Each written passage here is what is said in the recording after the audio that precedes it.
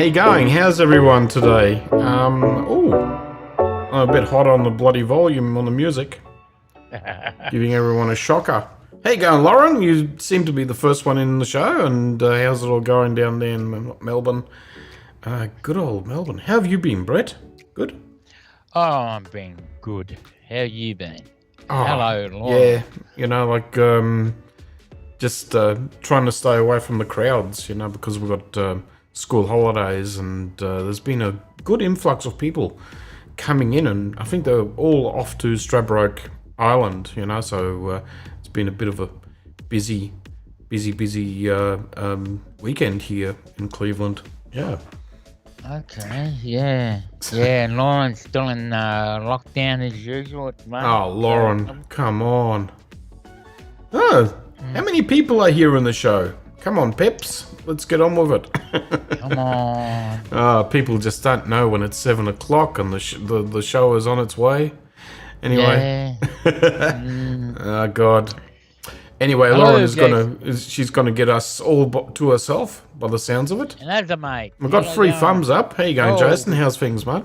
They're all coming in now. As those come in, yeah, they're all late, you know, just getting their little bits of drinks and, you know, the chips and the toasts, and have just wiping their mouths, you know, after dinner. And so, how's everyone been? It's been another week of stories. We've got a whole heap of news and stuff happening. So, guys, so I hope everyone is ready for this one. So it's going to be a doozy. It's going to be another, I don't know. How long are we going to go? 2.5 hours, 3 hours, Brett? But one thing I can tell you now, it's going to be a busy week next week. Not next week, the following week, sorry. Yeah. I mean, we've got, guys, you know, we've got the photo walk happening as well. So that's incredible. You know, I've got 2 shoots coming up, and you've got free shoots, you know, and doing that shoot there. And it's the pin-up shoot. So what are you up to, Brad? Tell me. Pin-up shoot that Scotty's Garage. That's on the Oh, I can't remember. It's on Saturday. But on Wednesday, I'm doing a live show at Camera House up in Toowoomba. So for Sony and Camera House.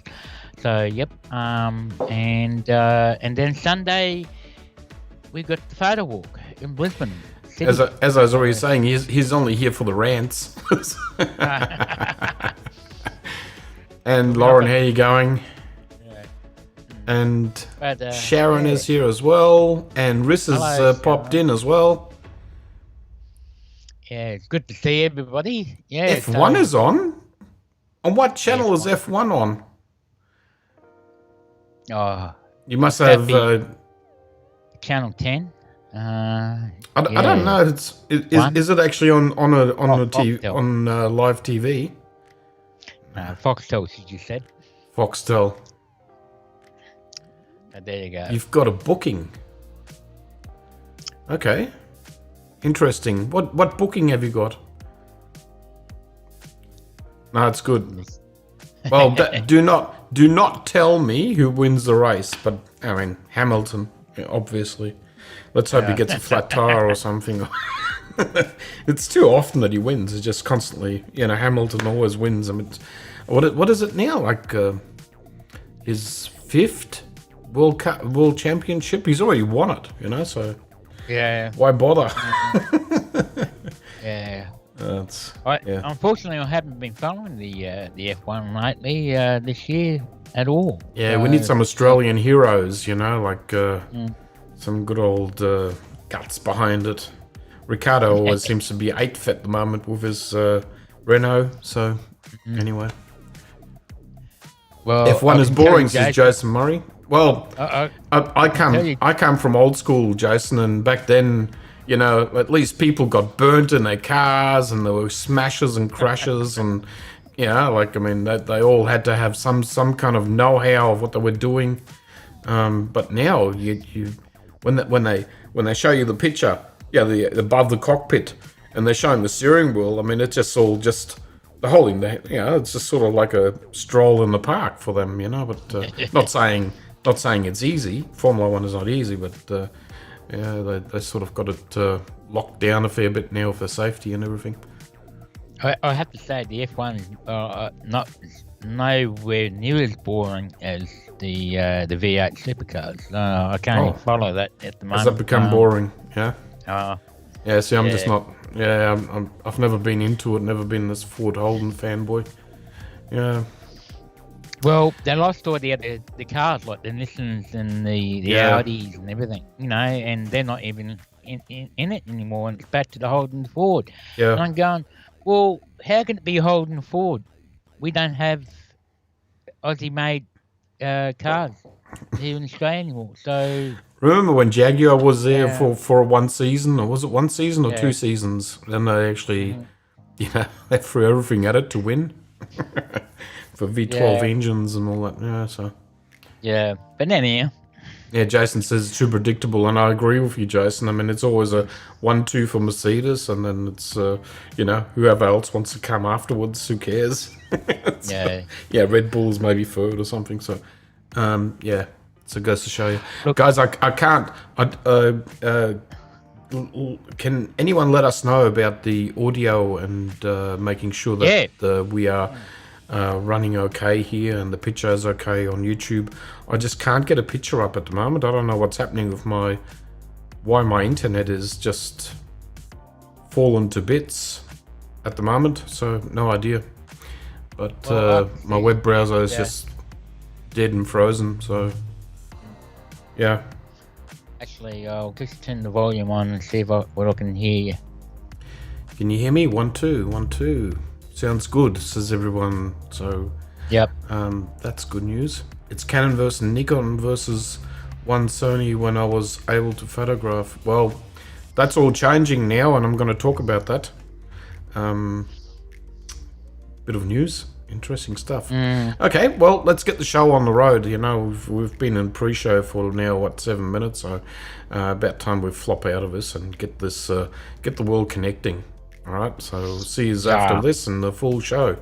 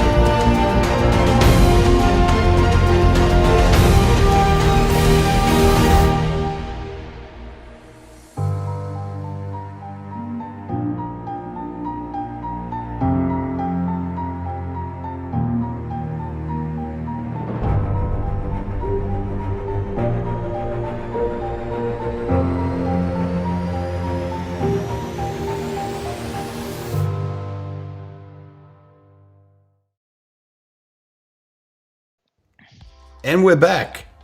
How's everyone going? Ooh. Hey, going, Brett. How was your weekend? Good. Tell me. Do you have a pretty nice, slow. interesting one? Or Pretty slow, nothing. I heard Outdoor work. you got some more cameras going. Oh, video cameras. Yes, video cameras. Yep. Yeah. Got one more to go, but So I anyhow, told you get yourself into video. not the video that we should be doing. So, Yeah, so security cameras. We're talking, guys. So Brett has got himself an array of security cameras, and he's fortressing himself up against the coronavirus as we speak. Lauren did some vacuuming. And we've got a lot of people in here. We've got Azza, we've got Lauren. How you going, guys? And Riss is here, and we've got who else? We've got Jason. How you going, Jason? And yeah, Sharon is here, Sharon Burr, and we've got a few pictures for CCing, and Sharon put in last minute pictures, and we're gonna CC her pictures as well. I just managed sort of in the last minute to get it all going. I just realised there were some pictures there, so no, it's all good. Yeah. Yep. And here's Jason. He wants to sell his R4, and I want an A9. Well, He did have the A9, and he sold the A9, I think, and then got the R4, and now he wants to pop it over again. So, but anyhow. well, if you're doing a lot of nighttime shooting, why don't you get yourself the S3? It's really ISO friendly, so you can go nuts with it. I don't know. I mean, price-wise, I would probably go for the A9. But look, if you're not happy with the R4, then just put it in a gift wrapped envelope and send it over to Brett. That's all I can say. Brett would thank you forever. He'll do a free workshop with you. Thanks, Mark. They are for help more than critique. Difficult subject. Yes, horses. Yeah, we'll be talking about the CCs after that. Yeah. Anyone want to swap? Haha. Yeah, Brett can swap his A7 III with you. The A7 III is really capable if you want that. You wouldn't say no, Brett, would you?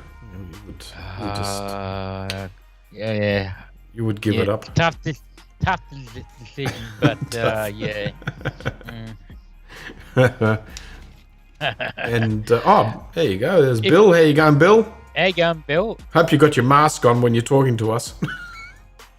Shannon said if she wins Gold Lotto, I promise you I'll give you one. Well, come on. I won't get my hopes up on that. Yeah, come on. Time's a ticking. Just keep on buying tickets. Just buy lotto tickets, as many as you like, and make us all happy. I've got a few gift ideas that I could be telling you, Brett, that I would like to have, but but my wishes are more travel overseas. That's really in the back of my. It's always quivering in the back of my head. I'd had a long conversation online to America, and there was a lot of talking going on. So 2021 seems to be shaping up just nicely. Hopefully, once the flights get going. Good evening, Barry. How you going? Barry Street is in town. Yeah, so just refuses to. Yeah. Anyhow, Secret Santa. Are we going to be? Okay. News. Let's go straight into the news, guys. I've got so much to do here. Well, the first thing that we're gonna do, Brett, we're gonna rub, we're gonna rub the genie lamp and see if fire comes out of this Canon camera. Now, the reason why I'm bringing this up, there was some during the week there was more talk about the Canon, and obviously what they are saying now, Brett, is that the Canon seems to have not necessarily an overheating issue. It's got a an timer. inbuilt timer. Yeah. So, and from what I can tell, is the timer works a little bit weird, and it works differently to every user that's actually got this camera. One person will tell you that they've got no problems whatsoever in overheating, and another person says it will shut down within minutes, like 10, 12 minutes, and it shuts down. So I believe if that's all true and they've actually installed this software, this timer software into this camera, it must have some sort of algorithm that it actually it times out on at different moments. So it feels like it's overheating, and you can't put your finger on it. And apparently, they put a thermostat on it, and they had no problems. I mean, it was running at something like 65 degrees, and it shouldn't shut down at 65, and yet they had these problems. And after that, you are locked out for. You can't take pictures with it. You can't do anything with it. So yeah. Yes. Yeah. But, yeah. So Riz asked you, have you heard about the Sony Alpha female thing? Yes, I did see something on YouTube about it. Yes, it must be Sony America occasion after some alpha female photographers to join the alpha a bit like artisans, but bit lower than what the artisans do. So alpha, So, but that I believe that's an American thing. So, and actually speaking of that, as we're speaking right now, is the Kando. So yeah, exactly. Look, I mean, I'm not going to dwell on the Canon too much anymore. You know, like I mean, I'm over it. They really need to come to the you know, like as I wrote there on the header, you know, toss the cripple hammer once and for all times. That's all I can say. All I can say, look, I was hoping this camera will do very well, very good, but they obviously did this deliberately and to cripple this camera and protecting their high-end gear. So that's all I can say. I've got no. I mean, if a camera overheats, it overheats. So be it. Yeah. But if it's done on purpose, you know, and companies are purposely blocking and bricking their cameras, you know, like it just. I mean, if they're thinking their customers are stupid, well, there you have it. You know, I mean. They're going to lose sales if I keep doing this, and there'll be returns. So anyway, let's get on with it, Brett. We've been on this for too long. Okay, so let's talk about Kando. And if anyone knows about Kando, let me know. But so Kando is something the Americans are doing, and it's all about getting photographers and people on YouTube, etc. You know, all these people together, and they do workshops. They do deep thinking about Sony, etc. So it's all Sony specific. Is that right, Brett? I mean, I don't know how else. They do this every year, but because now we're in the pandemic, it's the first time they've done it actually worldwide, live on YouTube. Not just on YouTube, on the on their website. Yep. And it's free. Anybody can join and that is the good news. It's free, guys. So it's already been on for a day now. Like it goes over 2 days. Yeah. But what they usually do, they have all the photographers, and they go there, test out new gear, and obviously older gear and that, and do workshops with celebrities like Miguel Gillies and you know, those sort of people, YouTubers and stuff like that. And do workshops, business courses and stuff like that as well. So, but it used to be like the last couple of years that it'll be the photographers invited to go to these things, and if anybody wants to go to the locations that there are, they have to pay for it, obviously. So but yeah, so this year's is all done live and recorded, and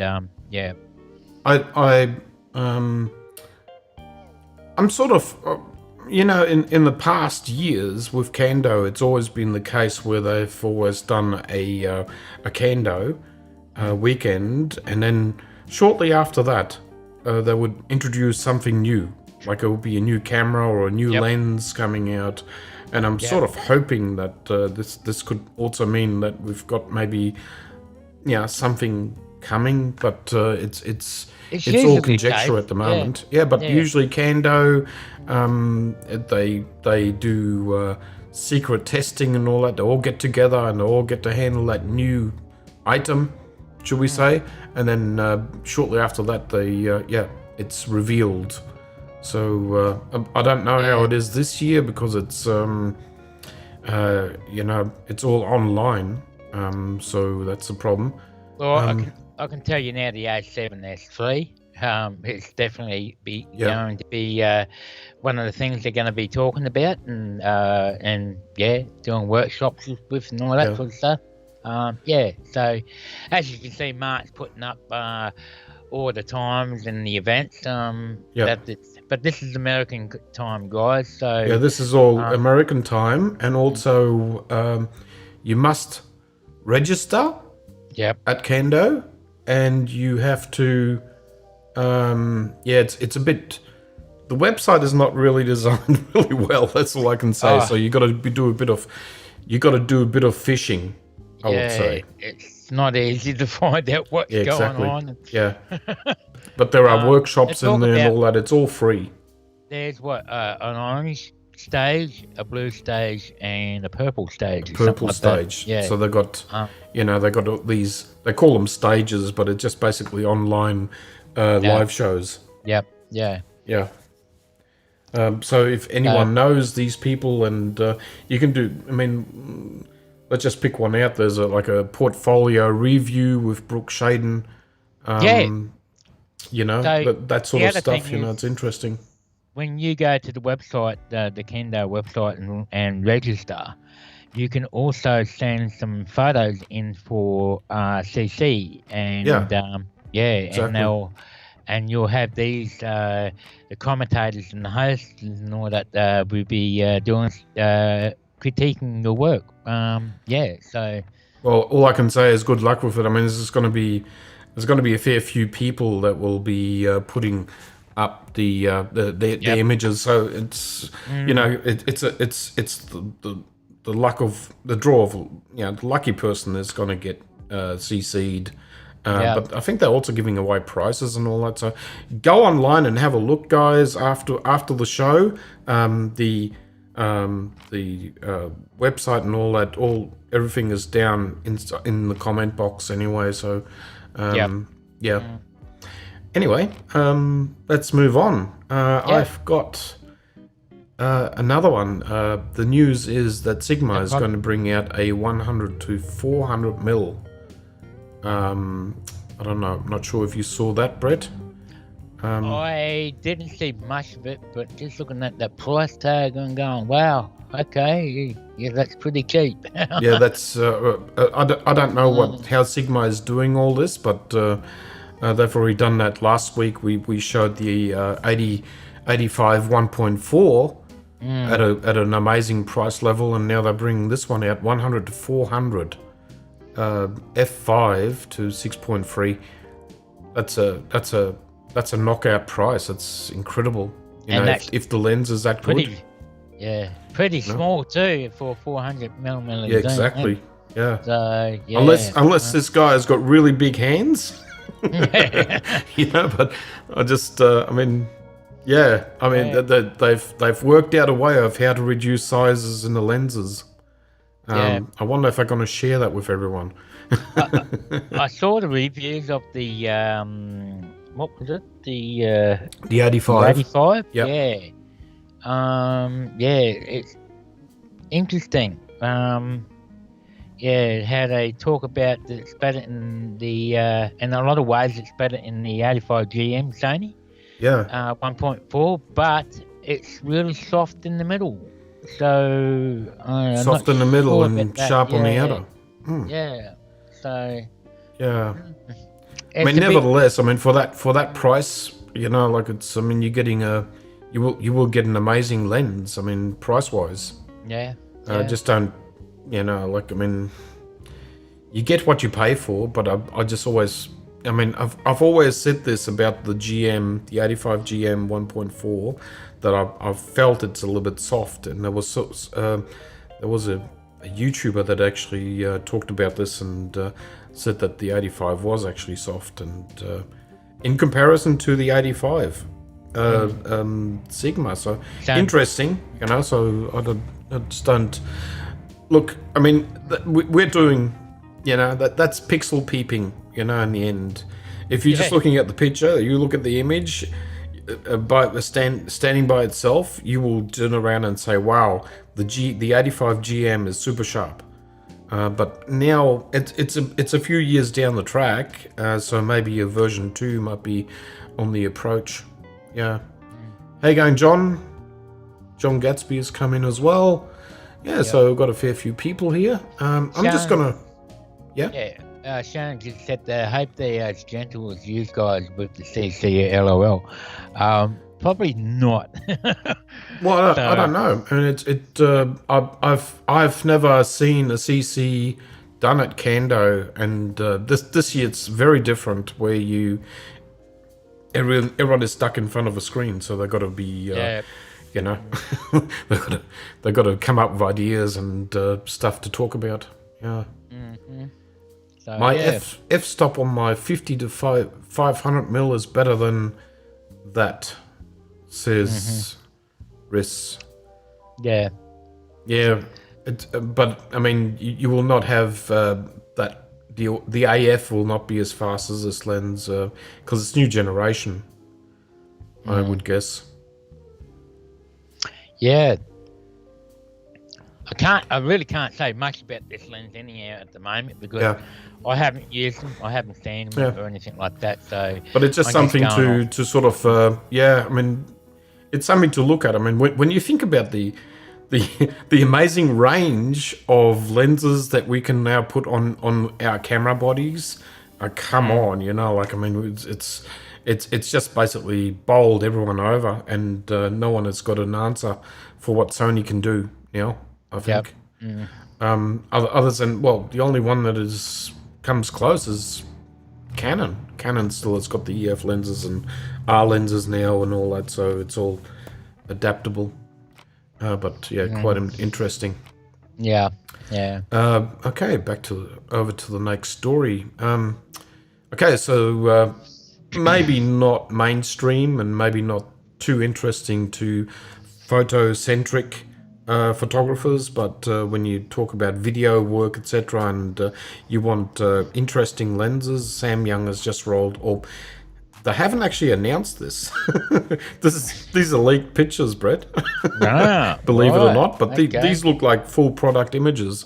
So they are bringing these cinema-centric lenses out for Canon EF, Canon RF, Canon M, Sony E mount, Nikon F mount, Fuji X, MF. I mean, they're covering all the bases, right? So, so an interesting range. I mean, it comes with all the gearing on the outer for the motors to drive these lenses and for cinematic work. So yeah, it's a quite interesting range.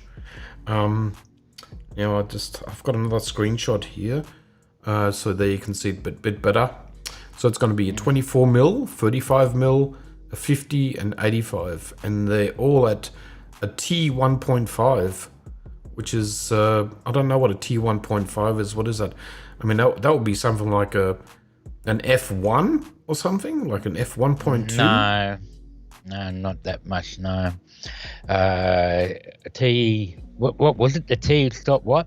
The T stop is 1.5.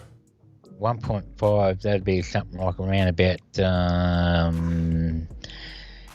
F2 f4. Oh, sorry, yeah, and- it's the other way yeah. around, yeah. So an F2 or Yep. something.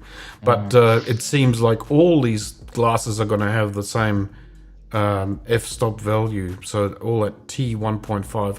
If no one knows what a T is, it's the T value is what gets read on the rear of the lens, not the light coming out of the rear of a lens, not coming into the front of a lens.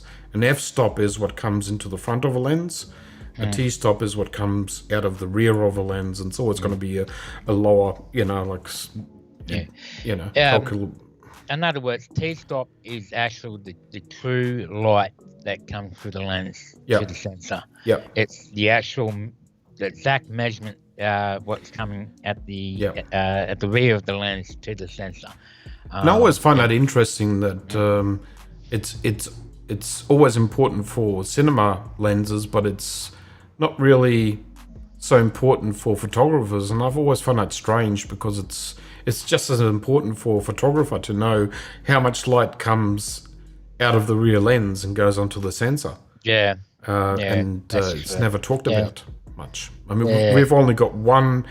Sony really only has one lens, the 100, the Sony STF. 100 GM, the STF. Yep. And in there, they'll actually tell you what the what the T-stop is. I think it's T-stop 5.6. Yeah. Yep. Somewhere That's around there. right. So and the f-stop is 2.8, wasn't it? 2.8 was it? But the T-stop is f 5.6 or something like that. Yeah. But it's weird how that happens and how they rate them between cinema and still imaging glass and that. But exactly. Yeah. But it's it's also interesting that, I mean, again, I should bring it up again. It's another range of Sony mounting lenses, So I mean, just click of a finger, you've got another 4 lenses there. So you've got 4, 5, 6 lenses that are now coming out with the Sigma together, and it's just, and Tamron has just been bringing out lenses, and I don't know which lenses to get anymore. I'm just sort of like constantly just blinking along, and trying to work out what is going to be next in my arsenal. But I think over time I've become a fair bit settled now with what I've got in my range. Yeah. But I tell you, Samyang, they are very high quality made and well built, those lenses. So Yeah. Yep. I don't think there's any more really badly built lenses anymore. I mean, they all got the technology. They all got the value. Yeah. The available of technologies from manufacturers these days. Yep. Okay, so let's get on with it. We've got the next one is, what is next for Sony? That's another discussion, and a lot of people have been talking about an entry level full frame mirrorless, and here on the image you can see that this RX what's it called, RX1R2 from Sony came out, was announced in 2015, and I think shortly after that, a month or two, it was actually out and available. And a lot of people overlooked this camera because it had a really high cost that it was connected with. But interestingly enough, I mean, when you look at the shape of this camera, when you look at the lens mount is the height of the camera. So it's a tiny camera really. And it is still full frame and 42 megapixels. Even though, I mean, it's getting a bit long in the teeth, this camera. It's a 1080p 60p, and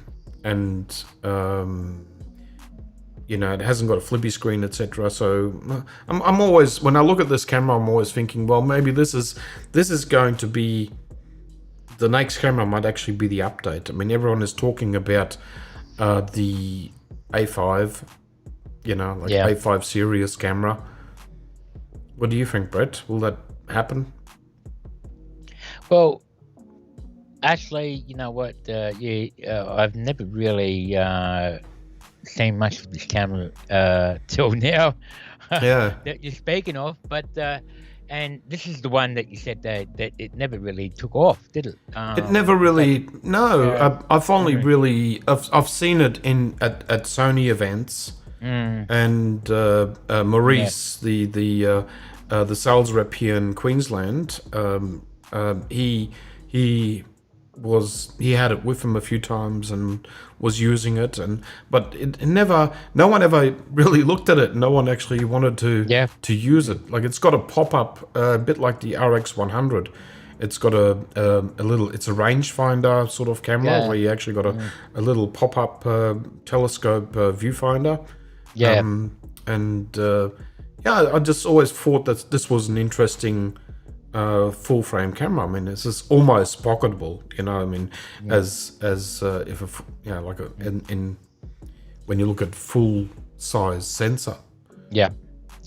But the real reason why you brought this up, because there's rumors of the A5, and the A5 is looking to be the newest entry level for the 35 full frame format now, which is going to have no EVF actually in the middle where the hot shoe is. So, but there is talk about there will be a pop-up similar to what this camera you're talking about here now. I think the going price for this is still around the $4,000 mark, around there. So, if this is the case, if the A5, if it's real, and if it does come out, it just sounds like it'll actually replace the A7 III series. And that will no longer be your entry level camera. It'll be up a higher in a category in its own, and the A5 will come the entry level. So so this is mean they're adding in camera to the Sony range, and it pushes everything up. So if anybody starts to go into wanting to become into Sony in the full frame, we'll start off at the entry level, say the A5. And then if they want to get any better than that, more high quality, then it's the A7, and then the A7 R4, the A9, and so forth. I've always looked at this camera and always thought, I mean, if this would have 4K 60, and if it would have like a flippy screen, like a full flip over and around or something screen, it could be really interesting for a traveler. I mean, just the sheer size of it, and just having that flexibility, or even a vlogger. But I mean, we've got a vlogging camera with that ZV-1. But it's not full frame, and it's not a swappable lens. So this could be something, So, Jason, the A4, the A7 IV. Well, I don't know. I'm not. I don't think it's still rumors. So it's all rumors, and it's all guessing games, But I mean, when you look at the age of this camera, it's got the right timing. It's got the 4-year cycle there. It's got understated numbers, but it's still got a 42 megapixel sensor, same as the A7R3. So it's just it's just interesting numbers, So that's what I keep on thinking. So guys, let me know what you think. I mean, I want to hear some comments about this camera.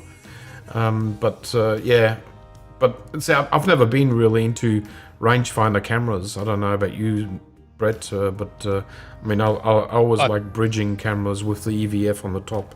The full frame. I've never used a rangefinder camera before. I don't think I would ever use one now.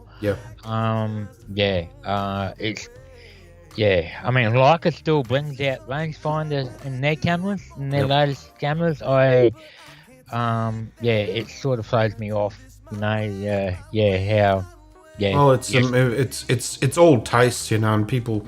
There are some people that swear by them and they love them. Yep. But I just don't personally. I don't personally use them. Yep. Yeah. So Yeah. I should bring this up. I haven't spoken with you about this, Brett. But Yep. yeah. So this basically popped up on my screen here today, and I'm not sure if you did see this. I'll just get rid of these. No, I Bits didn't. and drabs. I don't read Chinese. I mean, Japanese. Okay. So Right, here I'll get you to can that. basically see that this is the worldwide camera market share, and you can see that Sony has just stepped up. They are now second on the board, so in sales, surpassing Nikon now. So only one more to go, Canon. And then Sony has got leadership, but you can still see it's Canon has still got the lion's share of 45%, and Sony has 20.2%, etc. So yeah, just interesting to see it, and there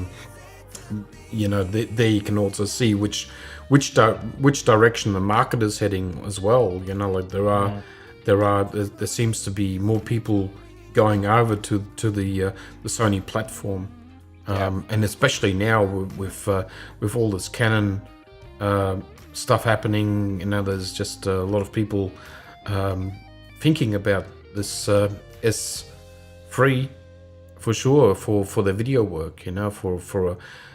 This is a cheap video camera, guys. Believe it or not. For what it can do and what you've got out there in the market for that price range, it's an interesting camera. Especially with the ISO, the high ISO is amazing. I just thought I'd just bring this up as well. And now, what else have I got here in the news? I haven't really got any more news. What I will do is let's just quickly talk about workshops, shall we, Brett? Yep, not a problem. Okay, guys. So news is over. Yeah, the news is roughly over, and I'm just gonna talk about that filter after this. Now, when you look at this, you can see that we offer a lot of workshops and a lot of photo walks, and we do all sorts of things, and we don't specifically tell people that we are specialized in one field, because I feel as a photographer, between Brett and I, we've got something like, I don't know, 50, maybe 60 years of experience between us. Something like that, yeah. So we can basically offer all this, and there's no problem. So we, again, I started this last week that we really do workshops, but right now it's halted, and we are waiting for this coronavirus to finally disappear on us. But we do one-on-one workshops right now, and if anyone was interested about it, please get in contact with us, and we'll work something out for sure. But we can do all sorts of stuff. We can do occasions. Jason, I mean, we could do that, teach how to edit, but we've had some people asking, will we do, like a class? That'll be a bit hard. You still got to hire a studio or somewhere a location to do it all in, and it's a lot of mucking around. But look, if anybody wants one-on-one coaching, editing in Lightroom or Capture One, if you send us a PM and organise it, and do it at your place or do it somewhere else. We won't do one in Melbourne, Lauren. No.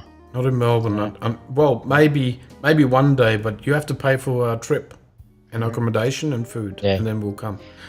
The other thing is we've also thought about doing some editing live, but a lot of people get bored. Then we can only take it so far, Jason. With editing, it really depends on what you're talking about. Editing, which software do you want to learn on? Editing. Like if you're doing Capture One or you're doing Lightroom, etc., then it just you have to be a bit more specific of what you actually want to learn. There's just hundreds of platforms out there, Photoshop, etc. And what specific tasks do you want to learn? Because it's just, some people work with Photoshop, and it takes them years to work out Photoshop, because there's just so many underlying layers, etc., that all that stuff you can do with it. If you're more specific, get in contact with us, Jason, and we'll work something out. He wants to know everything. Everything. You're like a sponge. Honestly, get in contact with us, and we'll try and work something out for sure. Okay. Right. Now I'm just going to move on to our Facebook page. Oh, and everybody knows we've got the photo walk coming up in the 30th. And as we've already posted in the announcements in the groups. Yep. So looking forward to that one. Yep. There is only one problem. People, international people and people in interstate can in in Victoria, New South Wales can't join us, unfortunately, but we hope that will be available in the future. And here you can see our groups, our Facebook groups. We've got the Photograph Collective and the Sony Alpha Brisbane group. So we are both administrators, and if you guys want to recommend that to anyone, or anyone that comes on here and wants to join, please do so. We're a good, kind group. Okay. That's right. Mm-hmm. Gee, we're really flying through our news here and our stuff. So, that's good. I just want to do a quick segment here, Brett, and it's this is something I sort of announced in the group, and I was showing people Anamorphic work. Now this is maybe interesting for some people, or maybe not, but I just want to try and explain to people what Anamorphic is, and then I will go into what the options are, and then I'll show people a really simple way of how to get into this without having to strike out a lot of money. Okay, so what's this? Sharon Burr said, I'm booked. Bring your earplugs, LOL. Oh. Yes, booked in. Bring your earplugs. Yes. Okay. Got so many questions, have you, Sharon? Okay. Well, here you can see the picture of this Bentley. I think it's a Bentley. Yeah.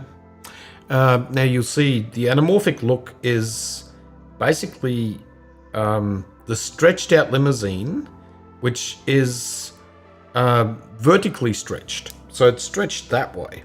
Okay. So it's squeezed. They call it squeezing.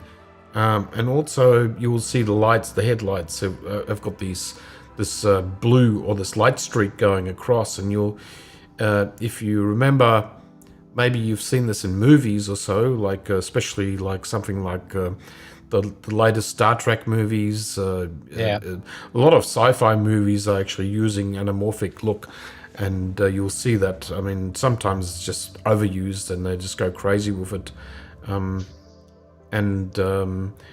So this is roughly what it does. I have got a picture here that I've listed this. I think was it yesterday or the day before on Facebook, and people could see it. So this was a picture that I took, but I didn't use an anamorphic lens. So I will show people how this can be done and how it can be created, and it doesn't really take much. And Brett, you know about this. I've shown you the trick. Okay, so now usually this is used cinematically, like in making like films and movie clips. And the best way you could use this is by maybe at nighttime, you know, cars coming into your lens, or driving on the road, and you know, you're shooting that part, and you'll see all these light streaks going across. So it's got a lot of function. Now, with anamorphic, you'll see that cinematically, usually you got widescreen, so you got 16:9. So on the left-hand side, this is actually Laura Slater, a model that I shot a while ago. And you'll see that you'll see the black bars up the top and bottom.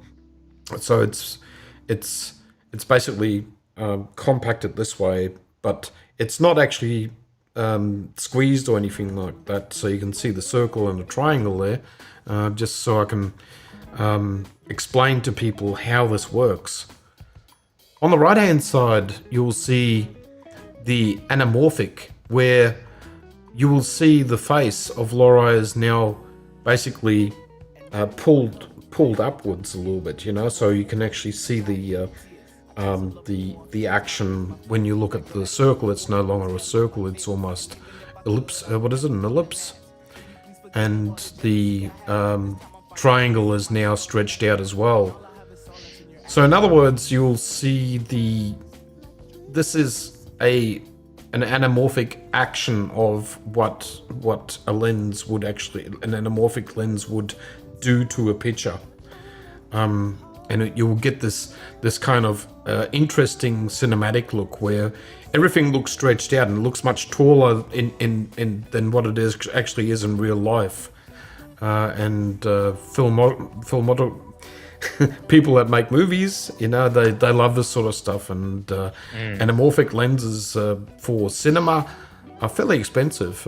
They used to be around $10,000+ for a lens, but that's sort of come down over time. And now you can now get stuff like screw-on filters. This is the Nisi. It's called Allure Streak Blue, and it gives you, it will not stretch out your image. Won't give you that kind of anamorphic look. It will actually give you the blue streaks in the lights, which you may be after, rather than having that compression or that squeezing. Now, when I talk about this, obviously there's been a few lenses that have come out, and this one is one of them. It's the Sirui, which makes tripods, etc. People probably know that better. And here you will see this is the 50mm. It's a crop lens for the E-mount Sony, and it's $1,249 Australian.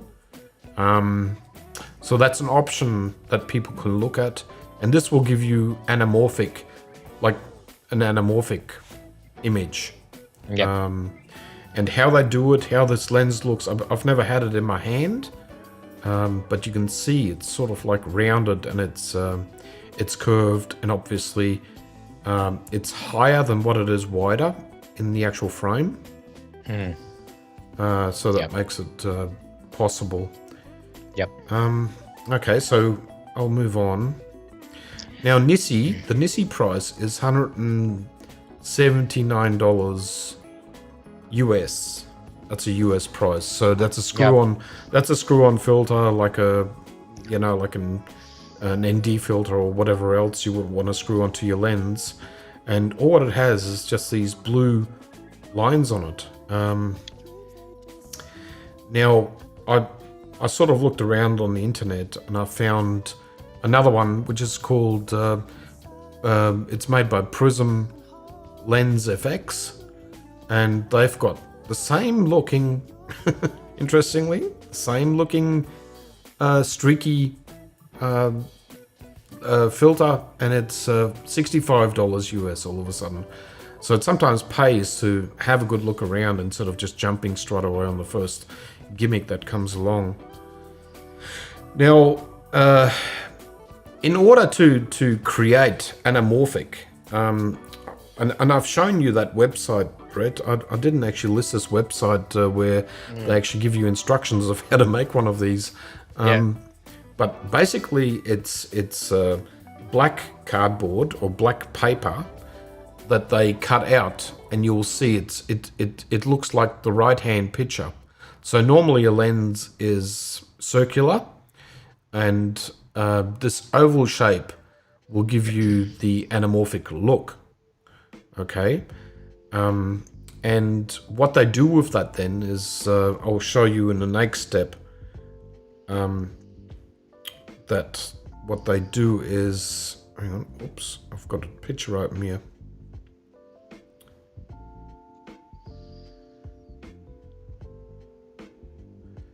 Okay, I've got to shut this down. Okay.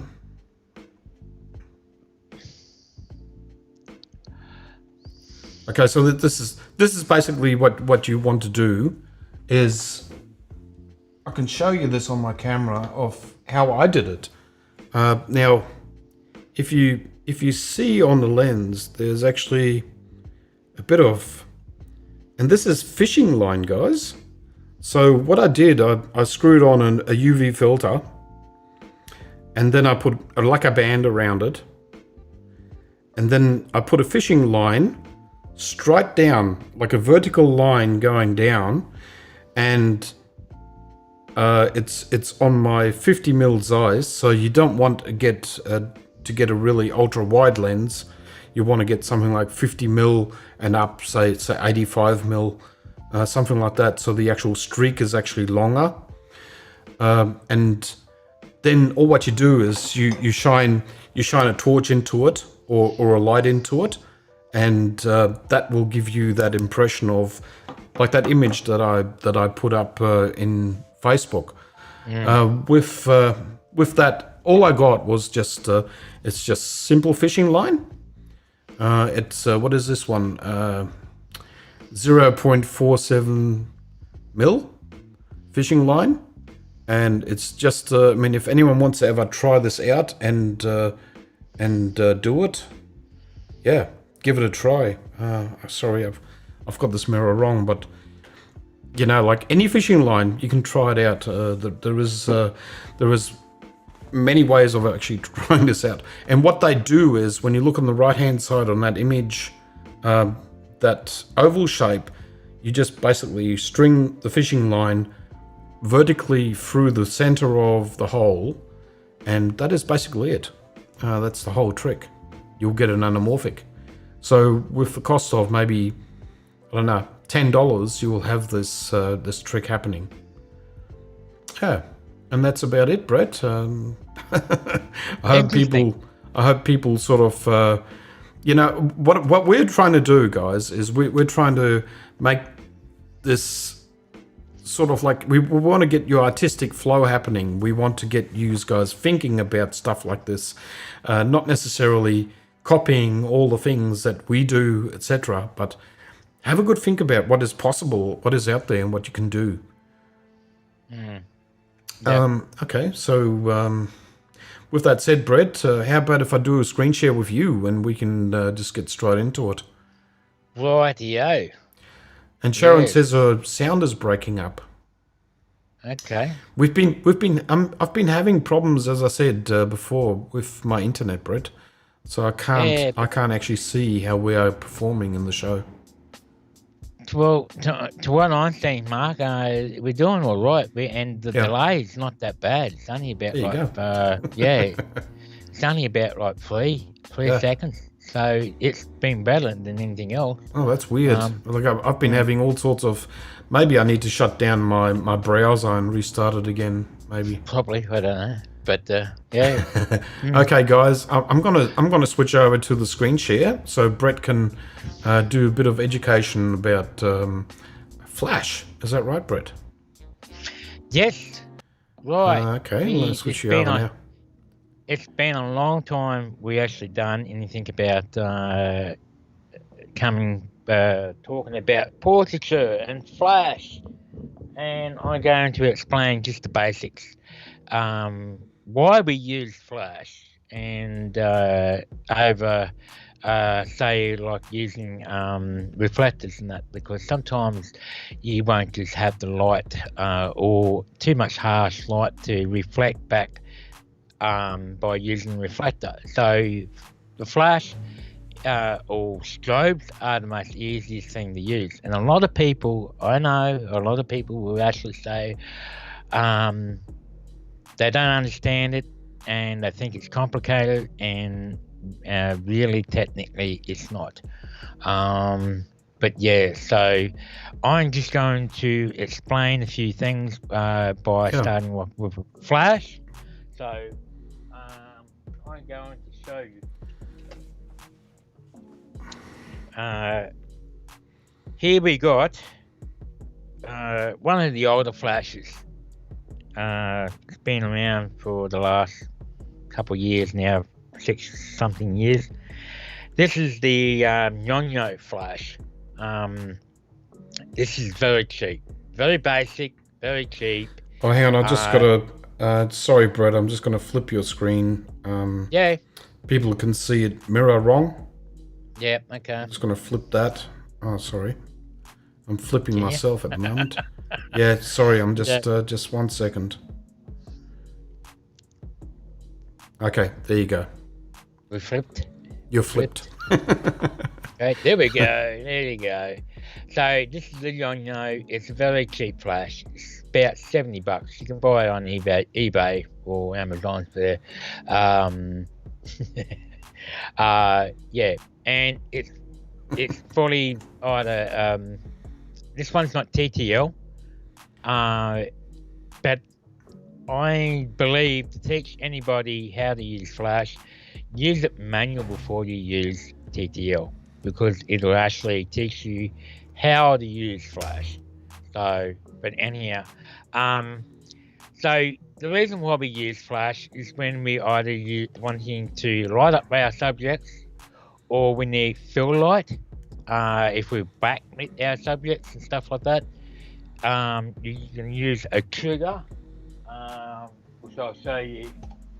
One of the older triggers like Godox. This is the newer one. Mark has one. One of the newest. That's the Pro, isn't it? That one. Yep. Yeah, this is the Pro, and it actually sits on the on the camera around that angle, like that. Yep. Yeah. So, it's got a bigger screen. Yeah. So this is the older one, the original Godox TX1. The little screen in the front there. This won't fire the Yo-Yo. So usually the Godox will go through all your Godox gear, like this particular one. This is the V860 Godox, which is TTL, high-speed sync, manual and everything. It's really easy to use. Once you know how to use a basic one, you should be able to use one of these flashes up to say your strobes and your studio strobes. Can I just mention? Riz just said that she's got the same one as what I've got. There are two versions out, so you actually got that one that Brett has got, and then you've got this one, and then there is a newer version of this out. Again, so this is so it's this one is the X Pro S, and I don't know what the other one is called, but it's a newer model. It's got bigger screens and bigger functions again, but it's actually the newer model looks like this one, but it has the panel. It does, yeah. Yeah, it has a big panel up here that you press all the A, B, and the groups and that down here All instead right. of going Yeah. for this wheel. So that's a newer one again. So Yeah, that's yeah, 4 models then. yeah. Okay. But look, if you've got a simple flash like this, a $70 flash, it can be any brand, whatever, as long as you've got the right hot shoe to fit your camera. This is the old Minolta hot shoe. This one, it's the other way around. Yeah. It's really weird, but I do have the special converters that you So can this use. is Yeah. But sharpening up. So this but is the way- I'm probably mirror wrong now. you probably are. Yeah. Is it wrong? No, you're right. Okay. Okay, so this is the Godox version. Yep. Anyhow, so for other triggers, you can use. I mean, for other flashes, any brand, any flash. And it's And also you got want a this trigger- battery as well. Sorry, I just should Yeah. mention that it has got an unconventional battery. Yep. So to trigger any flash, especially the older flashes, you can use a trigger called Pocket Wizard, and this will trigger any flash that you have available. I might have to lift that up a bit. Yeah. Yeah, so you need 2 of them. One is a receiver and one is a sender. Yep. That's the receiver, the one in that hand, and this is the sender. Yep. So yeah, you can do them. They both work one way. Well, the receiver only can work receiving, but if you got all of these, And that nothing usually but these- usually you got a plug on the side of the Yep. flash where it actually gets plugged into. Yep. Yeah. So, in order to use one of these, you need a plug like this. Yep. That I've got in my hand now, and it's got a little 3mm pin on one side that clips into the side of the receiver. And then there'll be, depending on your camera, you might need another 3mm pin to put into your flash, into the side of the flash here, and or a PC. What do they call these? A PC, PC something. But anyhow, I'm not 100% sure. yeah, I forget Anyhow, all the that names of the plugs. that'll connect inside to that, Yep. depending what sort of connections your flash has. Yep. That way, 3 of them will fly your flash. Right. That's just to show you what flashes you can use. Yeah, like usually a lot of people use those triggers if they've got a variety of different types of flashes from different Yep. manufacturers, Yep. and to make them all work with one trigger, Yep. yeah, that's the kind of trigger you'll want to have. Yeah. And Yeah. but when you do use these pocket wizards, you got no control of powering your light up and down. Yep. You have to go manually manual. to your. Yeah, you have to manually walk over to your light Yep. and put the power up or down. Yeah, exactly. I mean, where- on these you can Yep. dial in remotely with the Yep. trigger. You don't have to walk over to the flash unit to Yep. control the flash. You can control Yep. everything here Yep. So, remotely. but anyhow, look. Now the idea with using flashes, speed lights, they're light, they're portable. You can take them anywhere. You can put a reflector on them as well, or you can use like this cover white dome I got over the top. It's just a square dome. Yeah. You can use that as the diffuser and bounce light upwards and around. You can buy things like, say, a Gary Fong speed spear and light up everything around you.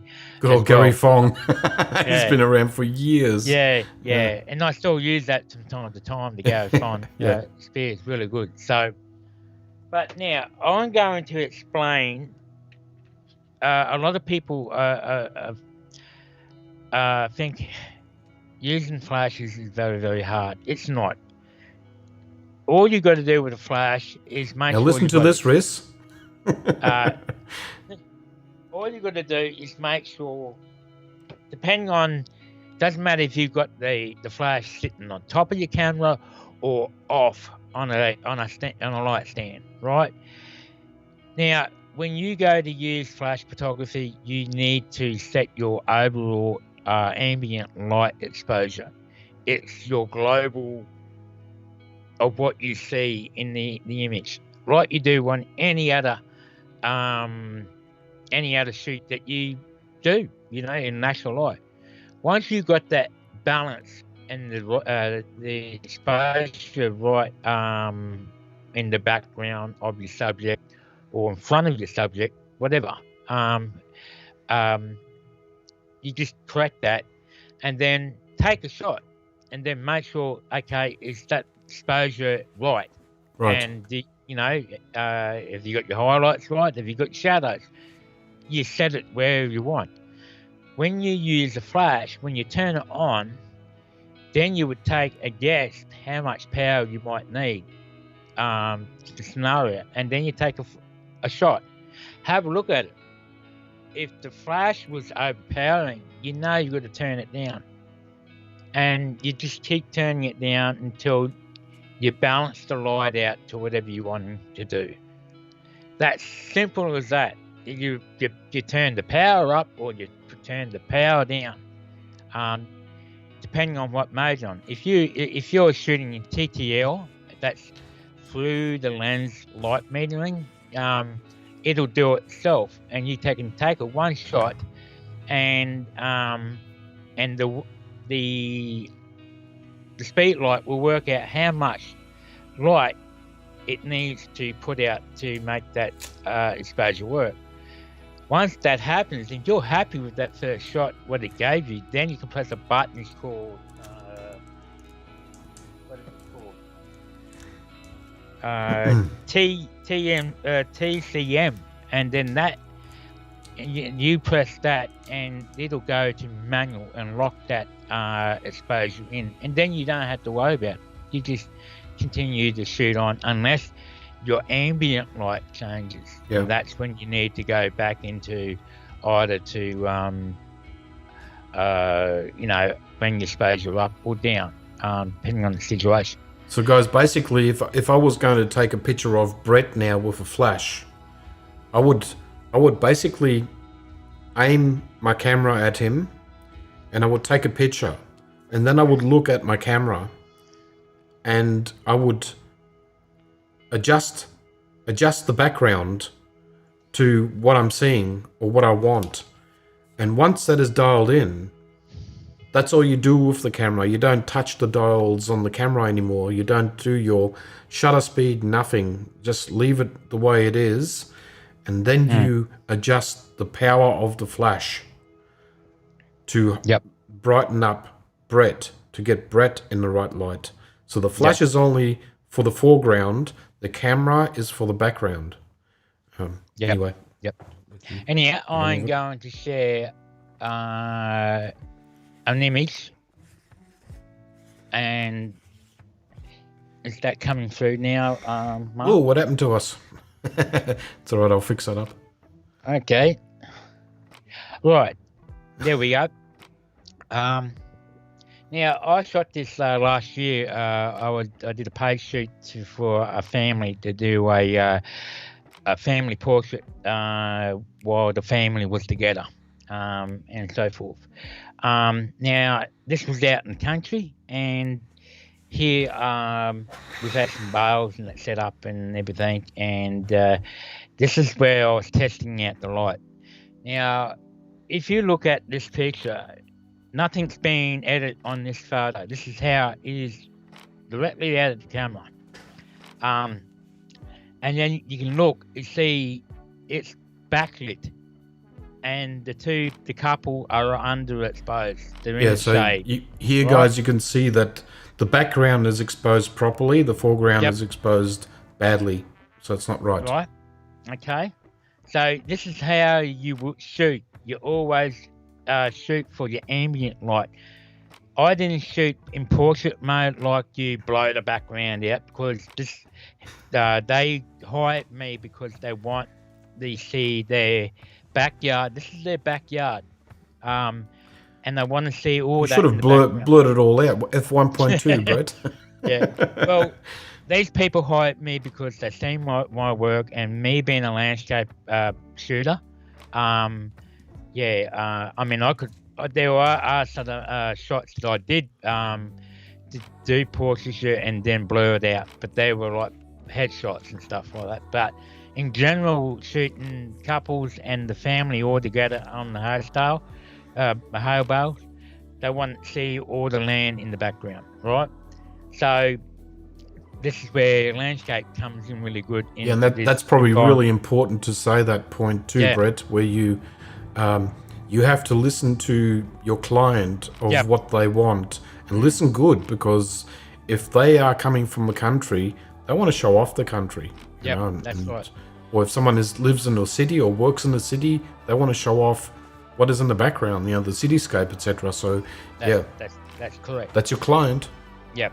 Now this is all natural light. This is no light being gone off in front of. So that just shows you how I set the camera. That was my first shot, and then if I go to the next shot, which I actually fire the shot off. Hang on. Wrong way. And we'll get back here. And just, and hey, now... Steve. Steve just came in, Steve Wag. Hey, Steve, how you going? And now, Jason is saying it's great advice, valuable information, so people are listening. That's right. Now you see, I've added the light. Yeah. And now you see they are pretty well spot on, evenly exposed to the back, from the foreground to the background. I could warm them up a bit because I didn't really as I was saying, this is straight out of the camera, right? It hasn't been edited or anything. So nothing. There was no dials used to make the adjustment for the couple. It was only the light from your flash. Yeah. Let's just make that 100% clear to people, so they get that right. But mind you, I used a Godox 600 for this. Godox 600, yeah. This was not high-speed sync. This was just normal mode. If it was high-speed sync and the background was really, really bright, I could go in high-speed sync and lower the ambient light.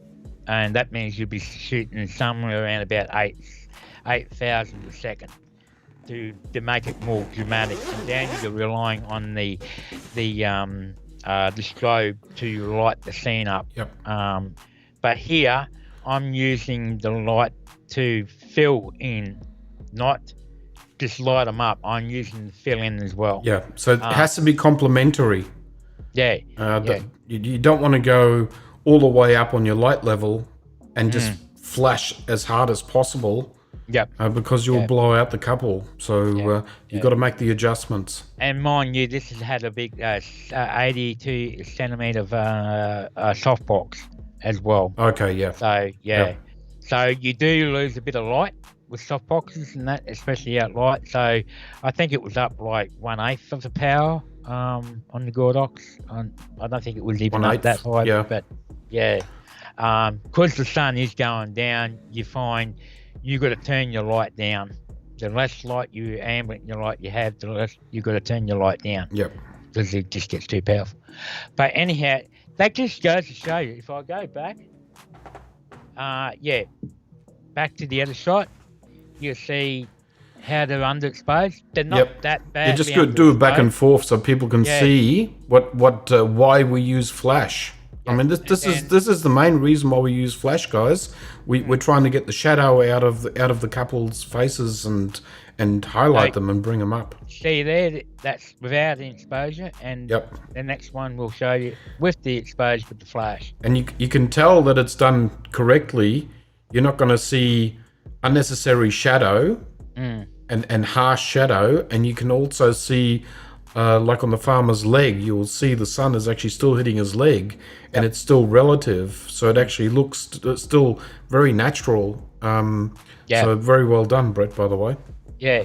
So the light coming from the flash is not overpowering, as what Mark said. You can see the sun still hitting his leg and his arm and the back of the dog. But most importantly, you get catch lights in the people's eyes. So if you looked at the other shot, there's no catch light in their eyes. I'm just going back to the other shot without the light. And you have a look, there's no catch light in their eye. Because obviously the sun is behind and beside them. So that's another important reason why you use flash. In portrait shoot, you need the catch light. You want that catch light, otherwise they don't look alive. So as you can see it there. Go back and just one more time. And and now if you look at their eyes. Jason just asked a question as well. Okay. Do you change the settings medium, or is it best to use multi? Look, in the sunrise or sunset, you gotta work very fast because the ambient light's constantly changing. But once you start, and you got the right light, you're on your scope, and you're getting the right exposure.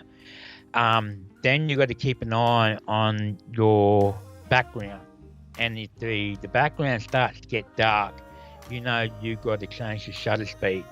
And you've got to slow your shutter speed down to let more light in, and keep it exposed. And then once you change that, then you've got to change your power of your light. You bring it down. So as well. If you got light changing in the background, adjust your camera. If you got light changing in the foreground, well, that's the flash. So whatever happens in the background, you got to keep an eye on it. So if light conditions change and you're shooting at sunset or something like that, you got to make adjustments on your camera. So that's a bit tricky, but it's doable. But you got to make sure that you understand the difference between background and foreground. Background camera, foreground flash. You just got to you got to think of it a way. And this is very basic. I'm talking about basic stuff. Basic. That when you're using flash, you're actually taking 2 exposures in one shot. So you're taking the exposure for your available light, the background, and then when you fire a light off, it's making another exposure in the front. So you're taking 2 exposures in one. So a lot of people get confused that the light, you got to do more with it. Yes, you got to have it in the right area and degrees and depending on how you want to do the shot. And do you want dramatic or do you want flat light or whatever and so forth. But the idea is you're still doing, your first shot is always your global setting, is your overall exposure.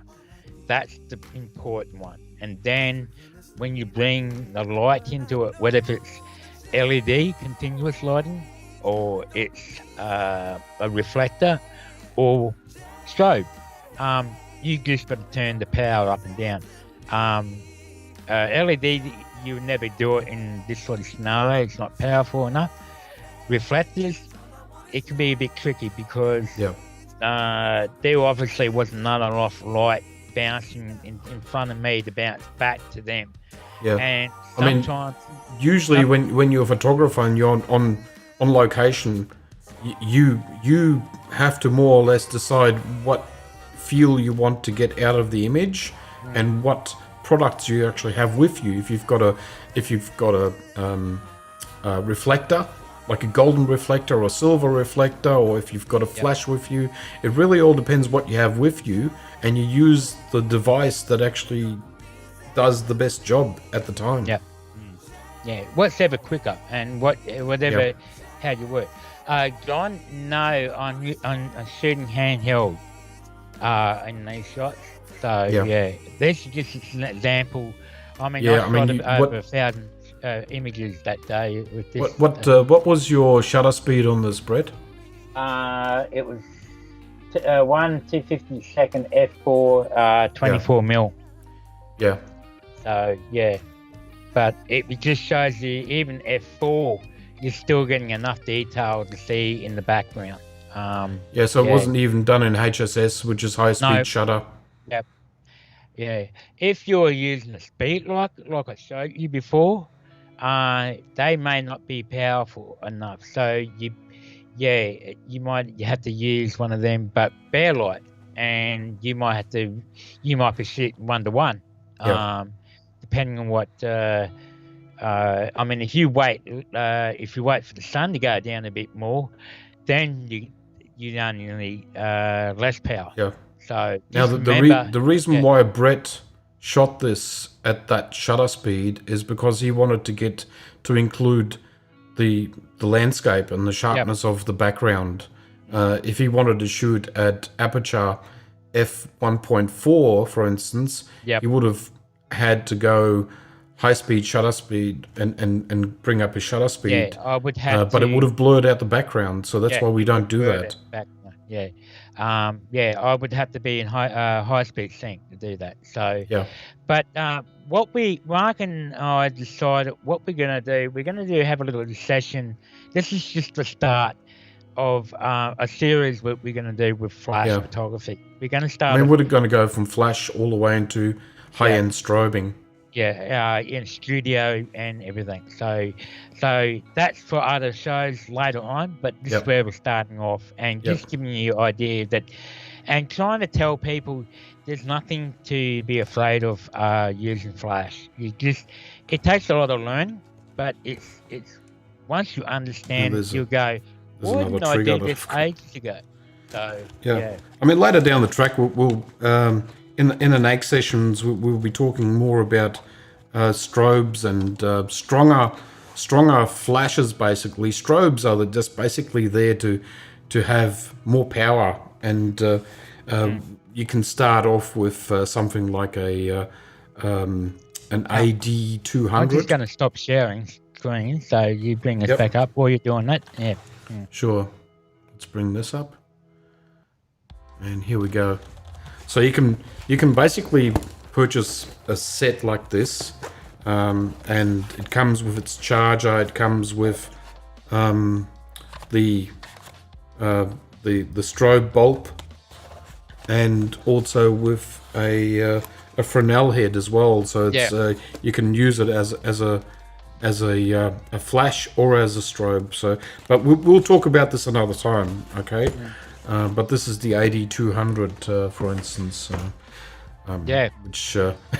which is fairly much damaged, actually. I mean, the if you don't watch out, you always hit these on the back. Okay, I can't see it now, but you'll see the screen is actually damaged on this one. So it still works. Still goes, and ticks along, but it's just the side of it. Sorry, that side here you can't see, but that's another story. We can arrange that, Abby. Rick, we can arrange that one day for you. You just gotta let us know. I mean, look, I was planning to do a workshop this year for another a portraiture with lighting. We should sort something out so we can do an outdoor flash sort of workshop for people. It is, I mean, once people understand the concept, you will find it very easy to use a flash or a strobe. Trust me.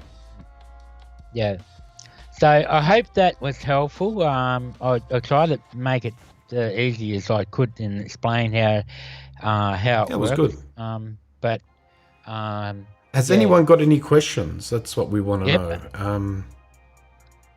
Okay, so Jason asked, is it correct you need to turn off electronic shutter in high-speed sync? Yes and no. It depends. If you're shooting up to above 5,000 a second, it's best to turn the electronics second. What is it? The second curtain in the lens down. Rear curtain? Yeah. Or front curtain? Front curtain, yeah, and shut that down. Once you start getting up to 5,000 a second and over, turn that off. I mean, really, the electronic shutter, we turn the electronic shutter. We turn the electronic shutter off and go to mechanical shutter in studio, because studios are too dark and we cannot. If you've got electronic shutter on, it will not. No, especially if you're using the A9. If you're using the A9, you got to turn the mechanical shutter on to able to do flash photography. With the A7 III and any of those others, there's no problem. You don't need to turn off your second. And you got to turn your what do they call it in turn your live view EVF? Off. The live view. So your live view has to be turned off. But you can get away with it when you are outdoors and shooting outdoors. Yep, that's right. So, but anyhow, guys, I hope I've given you a bit of insight. So Jason just asked us, so there's no banding? Yeah, that's right. Sometimes there is banding, depending on I mean, there might be some artificial light around the area that you're outside, but you won't find that a lot of times out on location. There's more banding happening in indoors when you've got artificial light. That sort of thing. But there is a flicker protection that you can turn on that helps you that, but you can correct that by turning your shutter down or up in relation of the hertz of the flickering. So and then you just keep moving the shutter up or down until that banding goes away. So, I mean, stuff like this is really important. That's why we offer workshops. I mean, you know, once you understand it, once we work on your understanding of the function of the camera and how a flash actually works with light and how it affects the image. Once you get an understanding of that, and it gets it finally clicks all of a sudden, and then you will understand it much better. And that's why we do workshops for studio work, etc. And so a lot of people, I mean, really what we are teaching is light. We're teaching people how to understand light. So in theory, if you guys know pretty much how to get your correct exposure in ambient light, you know, and global light, you just do the same thing, but when you add a second light or even a third light, they're both strobe or artificial light. It's a matter, all it is just a matter of turning the power up and down until you get that light matching, as you saw in the photos I showed you, and blend that artificial light into your ambient light. Anyhow. So there is just one more thing that I gotta mention. If you guys are now going to turn around and take a flash out there and go out with it and take pictures, by all means do it. But what a lot of people are doing wrong is they usually have got a talent with them and they stand them right up against the wall and then they take a strobe or a flash image and realize then that, oh, damn, something is wrong here, you know, like the light is all over the place. So what you are doing wrong is you're standing the model up against the wall. Yep. That's your biggest problem. So you need to move her away from the wall at least 2, 3, maybe even 4 meters away from the wall, and then take the image again. You'll see a difference for sure. Yeah. Because you need the flash not to reach the wall. In other words, that's what we're trying to do. And that's something later down the track when people get more advanced. We'll find out the square law of what was it? The square. I've forgotten the name. Oh, the square law. Yeah. Basically, it has got to do something with if the fall off the light. Yeah. The further away you are from the subject, it falls off exponentially. Yeah. So the fall off is very quick. But that's another thing altogether. We can talk about this all. When it comes to light, we can talk about this all day, Brett. Yeah. But it's going to be it'll get too confusing. And that's why Mark and I were just going to make. We've gone over time with this segment of this Tonight Show, but in the next series, we'll have some more discussion, and we'll sort of get up more levels on these sort of discussions. Yeah, and also, like, every time we announce these live shows, if anyone's got any questions before the live show, just put that in the comment boxes, and we can chew through that and give you really good informed answers when we go on to the live show, and we're prepared for that, and we can bring that question up, but just make sure it's a good one. Yeah. Well, Jason, you got a bloody good light, so the Pro Photo B10. You just got to do a workshop, one-on-one, and and learn how to use it. Absolutely. So, get in contact with Brett, because he's got something coming up that you might be interested in. If Brett wants to reveal that thing that we were talking about, Brett, that upcoming shoot. A shoot. The pin-up shoot. Yeah. I mean, So get in contact with Jason. Get in contact with Brett, and he'll explain it all to you. I'm not going to really mention it too much here online. It's just it's more a limited number of people. Yeah. Okay, Brett. How about we go into the critique now? We're already it's 8:36. I think everybody's been waiting for that. Has everyone been waiting for it? Okay, so let's bring it up. So we're not going to call this CC anymore. We're going to call this artistic feedback. And now this image here is by Steve Wagstaff. And he shot this with Sony 7 Mark III. 100 to 400 mil, 4.5 to 5.6 GM. Okay. I'm just going to blend us out for a second or so people can take all this image in. So what do you think of this picture, Brett? Quite moody. I'm liking, the moon lit on the water, but I feel it's missing at the moon being in the frame. Yeah. At the top. So if the moon was actually in the frame, and trust me, is the moon actually in front of him or behind him? I don't know. It's a bit hard to tell. So because the light is fanning out, I was thinking that the moon actually was behind him.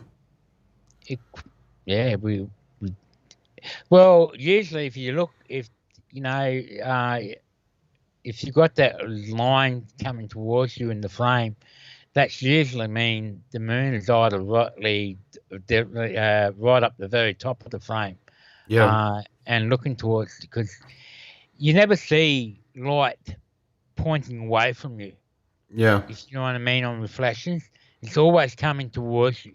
So, yeah. But anyhow, the moon wouldn't come down. You know what I would have done, Steve? I would have waited until the moon that came down and then take another shot and have the moon in there. But only problem is, um, the moon can get very, very small when you go wide, and you sometimes won't even see it.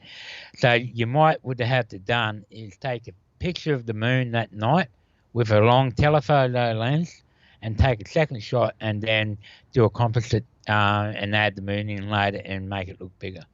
So Steve just said the moon wouldn't come down for him. so, but yeah,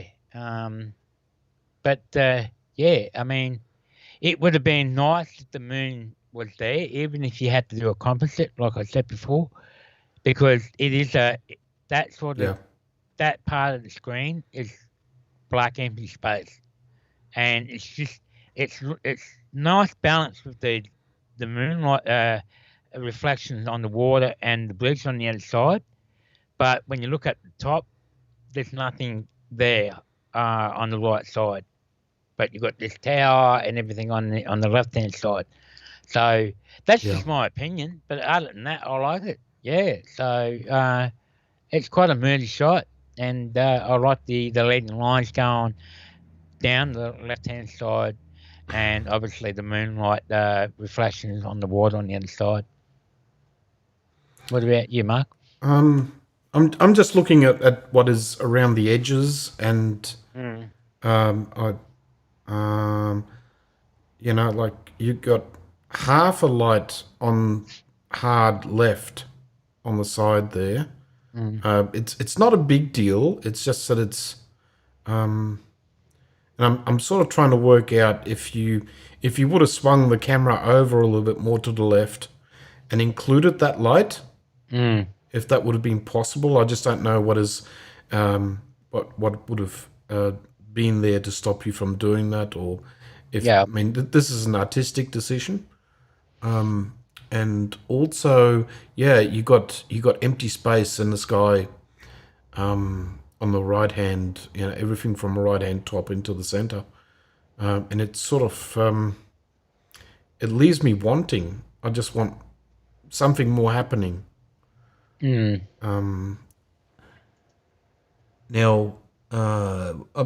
this looks handheld, like a shot that was handheld. Yeah.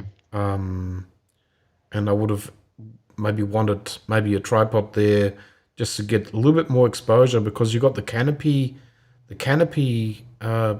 going that's above the walk path above the pier. There is a little bit I would have wanted a little bit more of the colors coming out on the outside of it, especially because the moon is hitting it, and I'm sort of wondering, why is the right hand side of that canopy dark? I know it's nighttime, don't get me wrong, but I'm just sort of I would have expected the moon to light that up a little bit better. That's all. I just wonder what the exposure is, what your histogram there looked like, Steve. And He's maybe just long exposure. Yeah, long exposure. Yep. I don't know what else I can say about this, because it's a tricky photo, because maybe going back there on a cloudy night with more bit more drama in the sky would be interesting. I just don't know if this was a once-off chance. I don't know where this was taken. I don't know where this pier is. Have you seen this pier, Brett? No, I don't know. Is this an overseas, Steve? Steve, I think he's New South Wales. So New South Wales pier somewhere. Yeah, I've never been to it, so I don't know what it is like. Just got to remember, Steve, too, when you're doing I mean, this sort of comes under a bit like landscape in a way too, and it comes sort of under artistic in that too. But just got to make sure you, when you take an image, you got to make a focal point somewhere that you're wanting the viewer's eye to be drawn to. So, yeah. So just keep that in mind. Other than that, look, I mean, I think it's a really good shot. So, and yeah, you just got to make sure your images sort of come more visual, and whatever you're seeing, you've got to proceed that for your viewer to understand what they're looking at. So. Yeah, I just cropped it in a little bit and did a bit more rotation because the horizon wasn't 100% straight, and I also got rid of that light on the side a little bit more, so the distraction has gone a little bit. But yeah, I mean, hang on, I'll just blend us out so you can see it, Brett. Okay, so that's roughly, like I'm not saying it's better, but it's and also I don't know what that boat light is there. There's a red and blue boat light. I don't know if you can see that, Brett. No. Hang on, I'll zoom in a bit more. You can sort of see it a bit better there. It's just there, that point there. Oh, okay. Yep. Oh, yeah. I didn't notice that, but yeah. And just another thing while we're at it, just remember too, your highlights are always the first thing that your viewers are going to see. So just be very careful. If there's something in the image that you want to be more dominant, make sure your highlights don't take the viewer's eye away from whatever you are expecting your viewer to actually see. So just a bit of a hint there. Yep. Yeah. Because you've got two highlights, one on the right-hand side and one on the left-hand side. So, so it's in Brighton, South Australia. Yeah. That's why I couldn't recognise it. I haven't done much South Australia. Okay, and Sharon just says she wants to block out the moon path and look at the left-hand side of the image. So cool. And Riz says she thought that she recognised the pier, so she must have been there before. I think the crop version works well. I mean, when I hate cropping other people's work, and doing CCs is very difficult for me sometimes to do, and it's the same with Brett, and we were fighting over this for a long time before we started saying, okay, let's do CCs, because it is also helpful. We gotta remember that this helps people, So that's why we decided to do it. And just remember too, guys, if you do submit photos to us to critique, and you just got to understand too, when Mark puts up and he's cropping and he might adjust something, just remember these photos are not going to be saved or anything. We don't save anyone else's pictures. I don't. Yeah. So we're just giving you ideas how what we think, and because I can tell you now, I'm a moderator of the Art of Portraiture group as well, and we don't allow what we do. We do allow it if it's constructive and if it's asked for. That's what I say in my group. Like if. That's right. If people don't ask for it, then we don't do it, and we don't let anyone do it, really. Yep. And Sharon says, everyone sees things from a different perspective. It's so helpful. And Riz says that she's an Adelaide girl. I'll just move on to the next picture.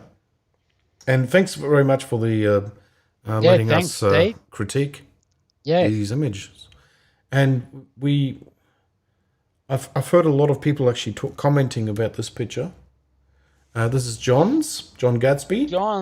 image. Yeah, so I saw this one. Yeah. Yep, shot with the A7R4 100 400 GM ISO 100 at 400 mil 5.6 f5.6 1 1600th of a second.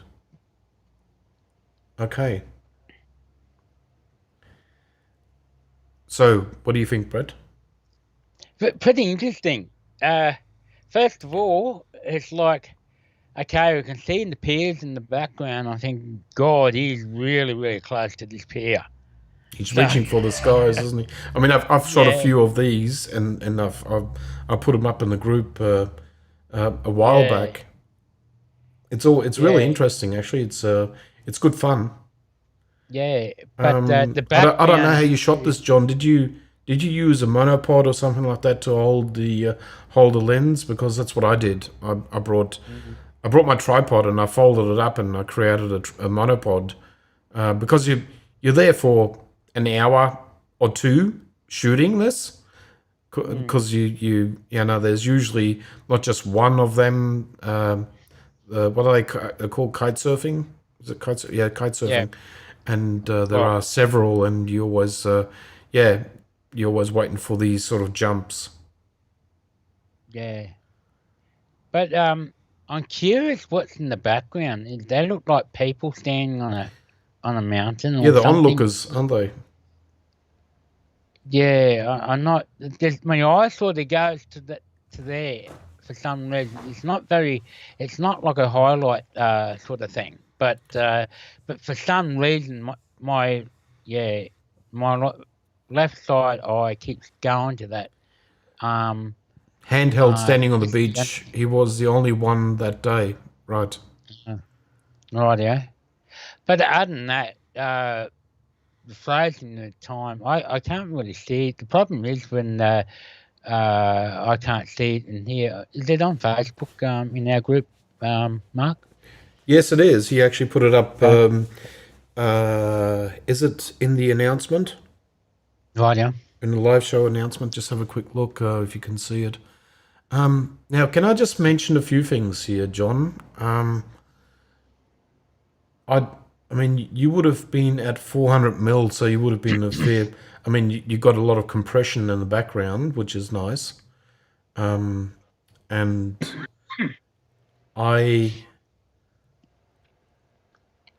just looking. I mean, the water, the water spraying off the surfboard, the surfing board and all that is just that's sort of like it's got great impact, etc. I'm just. I mean, to create more drama, you change the angle. So what you do is, if you got the, you got this kite surfer here, and you're standing here taking the picture. Now, if you crouch down, you will actually be at a lower point. So he will, if you shoot up on an angle, then you will get a higher amount of drama out of him, where it will look like he's actually higher up than what he actually was, and it just creates this more dramatic image where you'll turn around and say, oh my God, like he was something like, like 10 meters up in the sky or 15 meters or God knows what, and that's what we want. We want to create more than there is. Like as is here, I like looking at the image, I'm thinking, okay, there where the frame ends on the bottom, it in a viewer's mind, it is just okay. So that is where he jumped from. So that's a meter or two up, and it sort of looks like a small jump. Whereby, I mean, if you would have crouched down and shot up at an angle, he would have looked and gotten the water in a bit more in the foreground, maybe. It could have been. It could have had more impact. That's what I'm saying. But it's a great image. I mean, it's you captured the moment. You got him pretty much sharp and full on. No problems. I'll just zoom that in a bit more so people can see the sharpness of this. Yeah, what do you think, Brett? Look, I quite like it. I'm not much of a sports shooter myself in high speed, but shooting and that. But I look, in relation to the board is on the same plane level of the image. Yeah. It's almost like the board is square on to the lens. Yeah. While he's off to one side, and that orchid, he's obviously bringing the board up towards his chest from as he's going up in the air and so forth. But no, I think he did catch a pretty good moment there. I like the water droplets and all that falling down and splashing on his face. But he did really well nailing the exposure, I think. Yeah. Because you can imagine the whitewash of the waves and everything behind. That can be very, very bright. So he really controlled the highlights and the shadows pretty much in this shot. So other than that, the crop, I can see what he was doing there. And I mean, you want to get all the water splashes in. Yeah. But if you, I could crop it in a bit harder, which can or cannot give you. I mean, I'm counterproductive here because if I crop in, I'm leaving. I'm basically leaving his height exposed. Then I'm making him jump even less. So that's a big problem. But you could. I want to go over to the right hand side more. Maybe even do a tight crop and have a look, see what that looks like. But I'm sure, John, you would have tried this and you would have given it a go already on your editing. And it's it doesn't create any more impact, really. So it's not it's counterproductive because it looks like he's jumping even less. So there you go. But it's always worth trying these things out. You don't know what it looks like until you try it out, and then you can turn around and say, well, bad luck, that didn't work. So let's try something else. The way he shot it, it works. There is a bit of space on the left-hand side, but no, but it's showing the environment basically where he is. But I think that what really appeals to me more is the pier in the background. It just looks like he's so close to this pier, like he's coming into the side of this pier or what. Because the compression is so high with the he shot this at 400, and I mean he'll be much further away from the pier than what it appears there in the image. I'm just looking at, usually what I do when I see color, when I see like oranges and I see reds, I usually want to really like push them, so I always push more color into it. Not too much. I mean, you don't want to overdo it, but just emphasizing, the board, the board is just about everything for these kite surfers. They love their boards and they always talk about the brand names, etc. And they cost a fair bit of money as well. So, that's where the advertising is right there. So it could also be a product shot, obviously. But just bringing that out and making people being able to see all the detail of the board, making sure that the red stands out. To surfers that actually usually is important. I'll bring the color back, but it's only a slight adjustment to bring the color up. It's not color correct. It's not color correct, don't get me wrong, but I sometimes do it to emphasize the these punch colors, so Anyhow, John, thanks for that. I enjoyed that one. That shot works. I mean, you framed it up nicely there, John. makes you wonder where he's going. Yeah, exactly. Well, he's coming right at you. Mine, you just got to be in the right time and the right place when you're shooting sport like this, to really nail an action shot. So pretty good. Yeah, I mean, you want to do. John just said he wants to do another edit with the advice that we've given him. Also, okay. I would want to maybe just bring out his body a little bit more even, away from the pillars. He's sort of like his upper body is starting to blend in with the pillars, but you got to be careful you don't overdo it. But he's got two colors in that upper body suit. I think it's sort of like a blue and a black. Yeah. So you can still work on it if you really want to spend time on this image and get the best out of it. You can still bring out more. Like you can, I mean, you can, you can toy around with that for quite some time. Yeah, but well done, John. Yeah, he did say he did sell him a few images from that day. So well, there you done. go. Yeah. It's a money maker. Yep. Yeah, I actually I got details of my that day when I did all these surf images, and the guy was actually doing stunt work for me. he was surfing right in front of me and making and turning corners and all that sort of stuff and splashing up the water, and it just I've got a lot of images out of that day, but it's I don't know, it was a bit overdone. He got a bit too antsy. So Mark, we're coming up to 2 hours, and I'll his face a bit more. We got.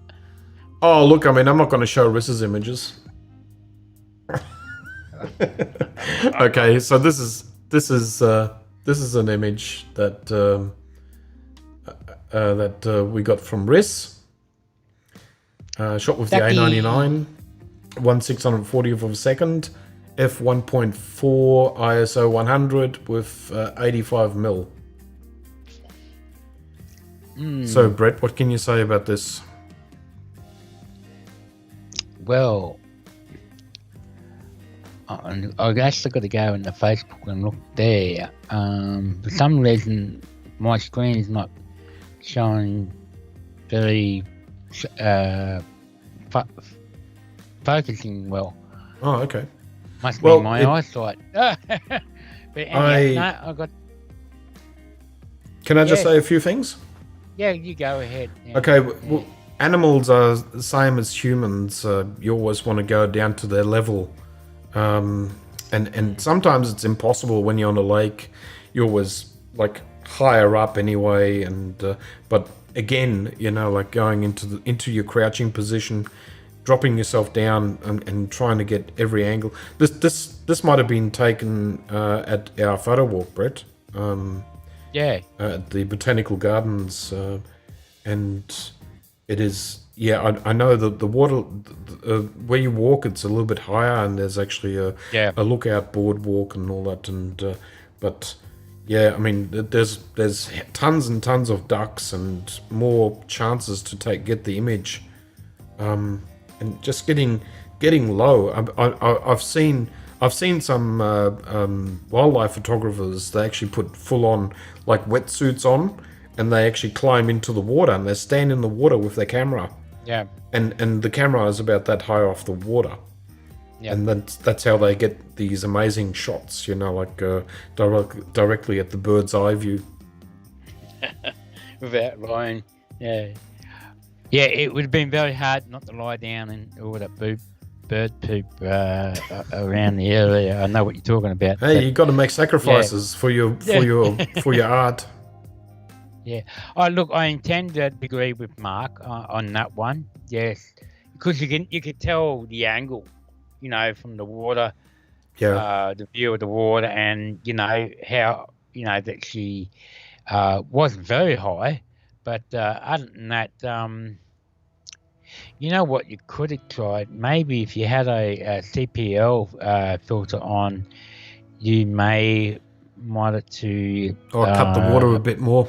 Yeah, reflection. reflection's a bit more Yeah. the top half. But I'm not really quite Yeah. sure. There's something you can sort of play with and try those sort of things out. I'm not saying they work, but sometimes the colours can pop more too with the CPL, especially blue and greens. So there's not much green in it or anything, but yeah. I'm not sure about the focus. I think it's missed on the eye. But seeing this on a JPEG, because I copy these pictures over into my computer from so it's a screenshot. Yeah. So I never know 100%. I mean, unless you see a high res image, you can't really tell. But it looks like the focus was grabbed on the water on the front, so it's front focusing a bit. Yeah. And yeah. Bit hard to tell. The subject also is it's not doing anything amazing. It's not doing anything relevant where you is this duck, if it wants to take off or lands in the water, or if it's gone with its beak all the way down and its tail is hanging out of the water. Something that looks unusual is sometimes a really great image, whereby these pond ducks, they can be had wherever you want, really. So, it's just one of those things where, but technically, it's in the shadow. So the light is, you need a bit more sunlight to actually really get some light on this bird.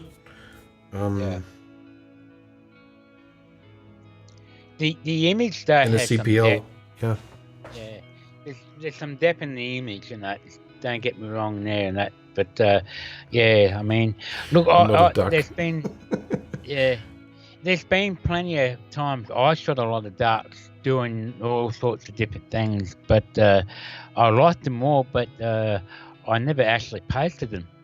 Never published any of them because I just didn't feel there was anything that would relate to a viewer that will go to make them sort of look at the image and pause for a minute. Yeah.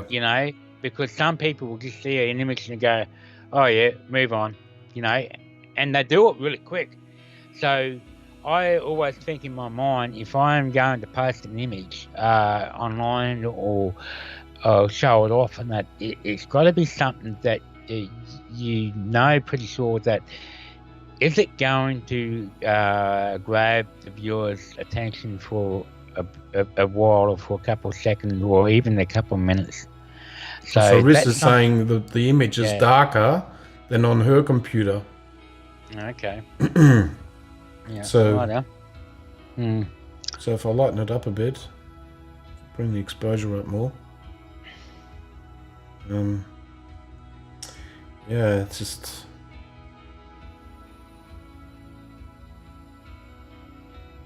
I mean, you can make adjustments all you like all day long. It's just that I think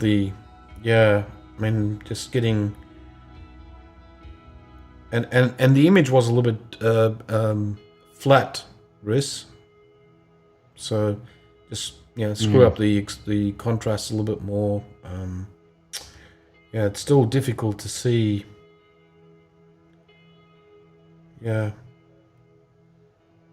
It's just not much I can do with this image.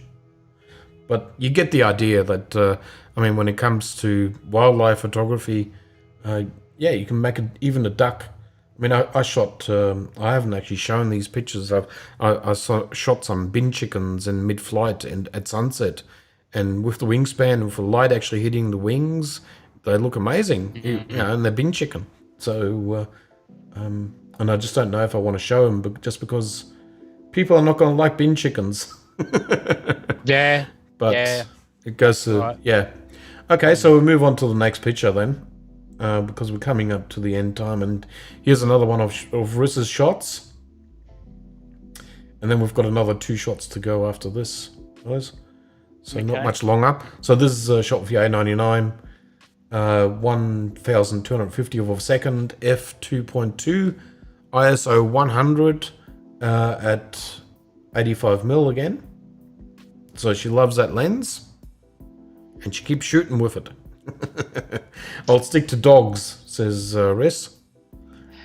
So, Rest, do you call this playtime? Is that the heading on this image? Playtime? Something like that? Yeah. Yeah. And Ress again says this is definitely darker. Yeah, it must be the screenshot that you've taken, Mike. But, yeah. Is there something wrong with your computer there, Bruce? It's always someone else's computer. It's never my computer. Yeah. But it's I mean, unless I see the actual again, I can bring up. So you've got to be careful. You don't want to bring it up too much. You'll blow it out. Yeah. I don't know about you, Mark, but the resolution's dropped on the video feed or something like that. I'm seeing on mine, but sort of gone all really blurry. Oh, has it? I don't know what's going on. Well, I'm looking at YouTube right now, and the image looks fine and sharp. Okay. So that's going through the internet. I must drop the internet somewhere along the line. Okay. Well, you've seen the picture. All I can say about this image is it's sharp on the eyes, and it's just that I'm seeing a human leg on the side here, just on this area here on the left hand side, and I want to crop that away. It's just, it's my eye keeps going there. And again, sorry guys, I'm cropping again. And I know it's been sort of like it's becoming a trait that I'm constantly cropping. But sometimes you just got to get in there, because, I mean, the main focus is going to be on the eye. So it's, I would be really tough with my cropping here, and see if I can get that eye into the lower third, roughly there, probably, somewhere around there. I'll probably see what that looks like,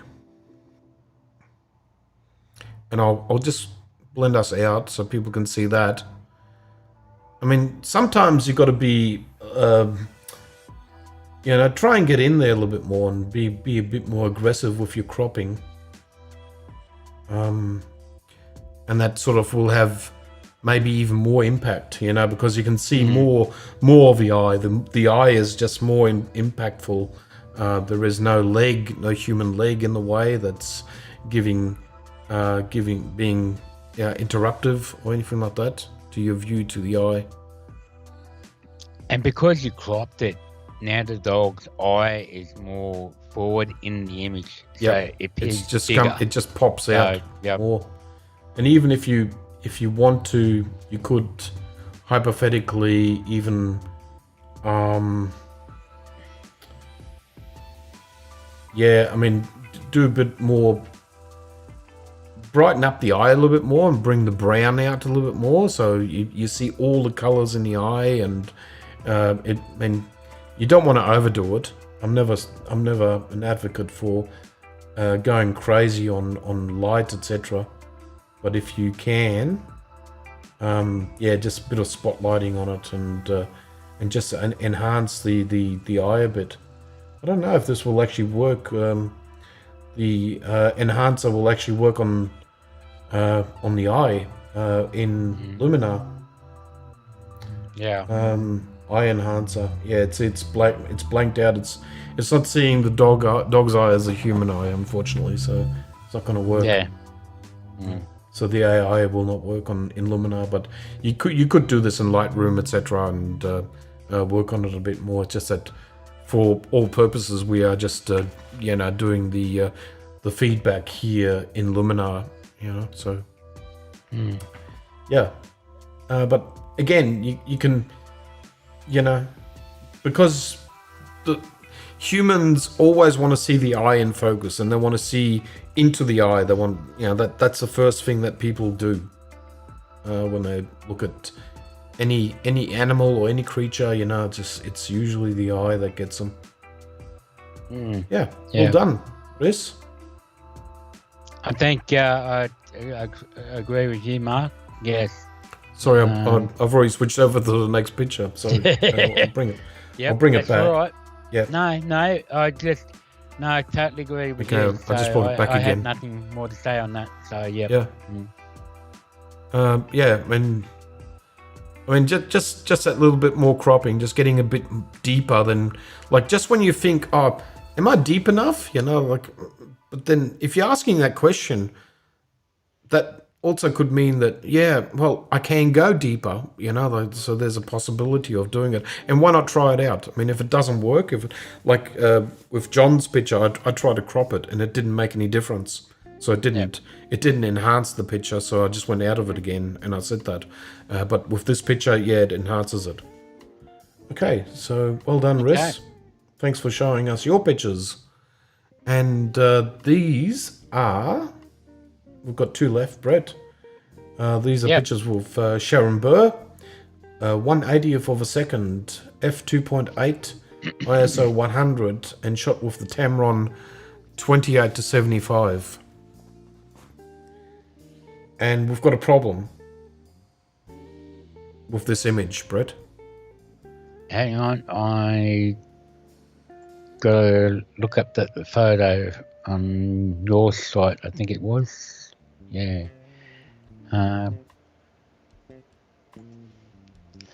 Okay, which one are we looking at? First one. Right. Are you on it? Yeah. Yep. So I think for next show, I'll send you the pictures over, then you can see them better. Well, straight away, this was shot at 1/80th of a second, and it's too slow.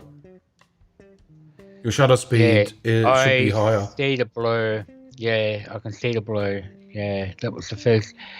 And actually, was there some sort of... I can see 2 lines. Yeah, it's a barrier or like Oh, okay. Yeah, right. Yeah, it looks like a rope or something that barriers off the circuit there. Yeah, although ISO shows 100. Well, I suppose it did because because you're under shade and you're looking out to outside, which is obviously brighter. So, but I would have gone out of that if you had realised it was shooting at ISO 100, because your 180, 1/80. 1/80th of a second. Yeah, it's too slow. Yeah, you need to bring that ISO up to get out of auto ISO, or select a faster shutter speed, and then your auto ISO will make an adjustment straight away. Well, normally the auto ISO would sort of said, "Oh, well, I'll bring that up to like 1250 ISO, so you can get that shutter speed up." Oh, yeah, but the shutter speed was manual. She only had auto ISO. Yeah, that's right. But that's what I'm saying. Yeah. You need a higher shutter speed. I mean, I would go to, if you can, under that cover there, like 1/1000th of a second, and even go up to ISO 1000 if you want to. What was it? Which camera is it? Is it an A9 or? A9. Yeah, easy. Easy. 2000 ISO is not a problem with the 3000 ISO is not even a problem with it. Yeah. It's tolerant. Just depending on the day, because like I said, she's shooting under shade, but she's looking in the background. Yeah. that background's just Yeah. going to get more blown out. Yeah, you'll get it blown out. I mean, repositioning yourself is another idea where you use the light in your back, so you go to the side there where the actual light comes in, and maybe shooting in from that direction if possible. But it's always a question of, is it possible? You know, that's another problem. You know, if it's accessible, if you can go there, they might not want you to go there because it spooks the horses. You don't know, but I mean, yeah, definitely the shutter speed needs to be up, and again that that bit of string there, sitting higher up. I was going to say that, Sean. It looked like it's one of those open sheds, open ceilings. No walls right around, so it doesn't matter which way you look. You're going to get blown out skies and that. And look, there's not much you can do about that scenario. But I think the main thing was the shutter speed was way too low. Yeah. I mean, sometimes you just got to conquer, and like conquer the animal, conquer what is important, and all hell can break loose. Still blow out the background. I know it goes against the concept of creating balance in the image, but in the end of the day, the animal and the rider is what you are shooting, and you want to get that tack fine. See, if you would have cropped in more, again, cropping, I know, but you could have blanked out that light coming in, like that sky is not necessary. So you could have cropped out the light more, and it would have become a darker picture. And instead of cropping in post, try to I try to tell people, try and get used to cropping in camera. Whether if you've got to move yourself forward or backwards, or zoom in and out if you're using a zoom lens, but try and get the cropping done in camera. I mean, if you're using the A7 R4, you can always shoot wider, and you can heavily crop with the R4. But with the A9, A7 III, and those sort of things, there's only so much. I think about 20% you can crop before you start to degrade your image quality and your sharpness. So I wouldn't. You got to be careful how much you crop. But don't be afraid of cropping. And as Brett said, just doing it in camera. But again, shooting with a 28-70 for this is probably a little bit too narrow, too wide. Sorry. So you probably want a different lens for this.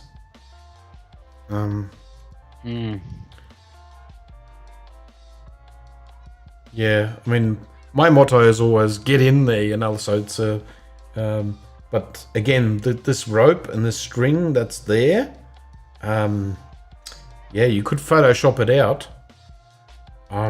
If you got no chance of standing up, and you got to be like tight, sit down, do not move, that's the only way you're going to get around it. You need to either wait until wait for the horse to be further away from the rope, and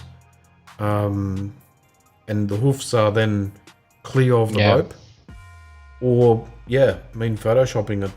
That's the only there's not many tricks in the book. But again, the biggest problem here is the shutter speed. You can just see that the rider is not in focus, or it's movement. That's what I should say. It's movement. Okay. And move on to the last picture now. Okay. And again, we've got the same problem. We've got shutter speed problem. There is no details about the shot. Yeah. So it would have been auto ISO. The background is completely blown out.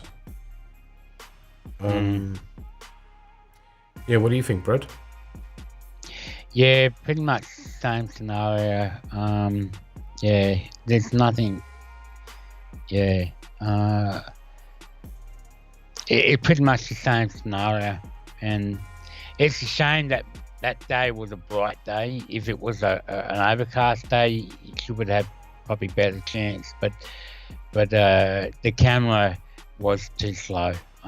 There's not even the girls in the background that standing still. They're not even sharp either. Yeah. By the looks of it. So I wouldn't be too worried about overall sharpness, but I suppose it's an image if you were going to sell. Yeah, you yeah. couldn't sell it. You couldn't sell it because it's And there's been times I've been called out. That's why I've never been a sports photographer myself, but I've been called out. Same situation many times, but you learn from your mistakes. That's how you learn.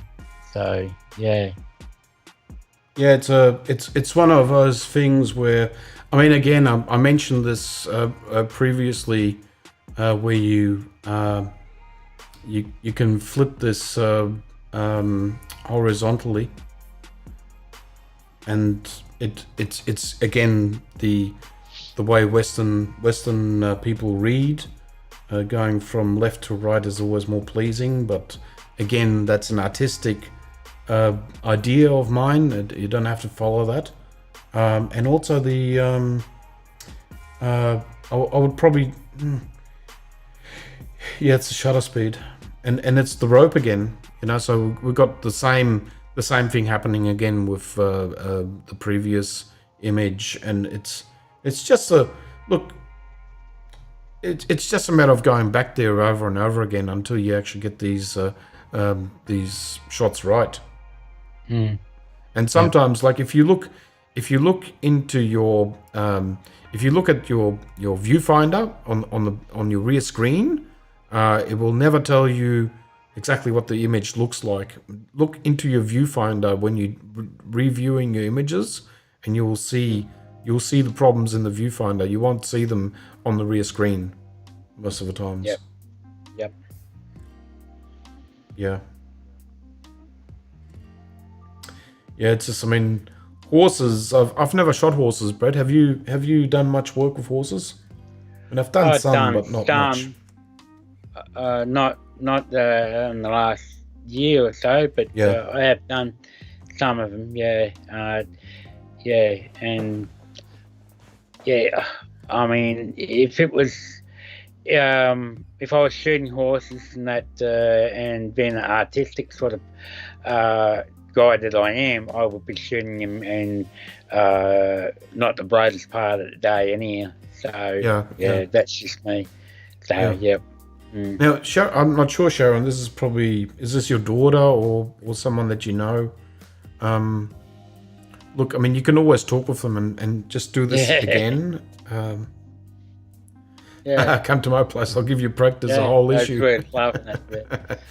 Well, Sharon, we could actually always do a workshop with horses there. That would be interesting. I mean, I love horses, and taking images like that would be really good fun. Yeah. So, Brett, and thank you very much, everyone, for showing us your images and letting us critique them. Thank you. We're giving artistic feedback. That's what we're doing. So I'll come back into here. As well as CC. So we've gone over time again, Brett, as usual. So again. It's 9:28. So guys. Let us know for next show what you would like to know about, and what would you like to hear, especially with all the flash work that we are going to be showing in the future. There's going to be, I can imagine there's going to be between 3 to 5 segments in the show. Next weekend is going to be our last show for a couple of weeks. I haven't spoken with you about this, Brett, but we've got the photo walk. and we've Yeah, got we've got a the few other photo things walk on happening. So Sunday. we're gonna skip 2 weeks. So next weekend we're still gonna do a show. I think, is that right? I'm looking at the calendar, so we're probably going to do a live show on, next Sunday, and then we're going to have 2 weeks of no show. So if anyone wants their pictures critiqued or whatever, make sure you get us these pictures for the next show, which is the 23rd, and after that is going to be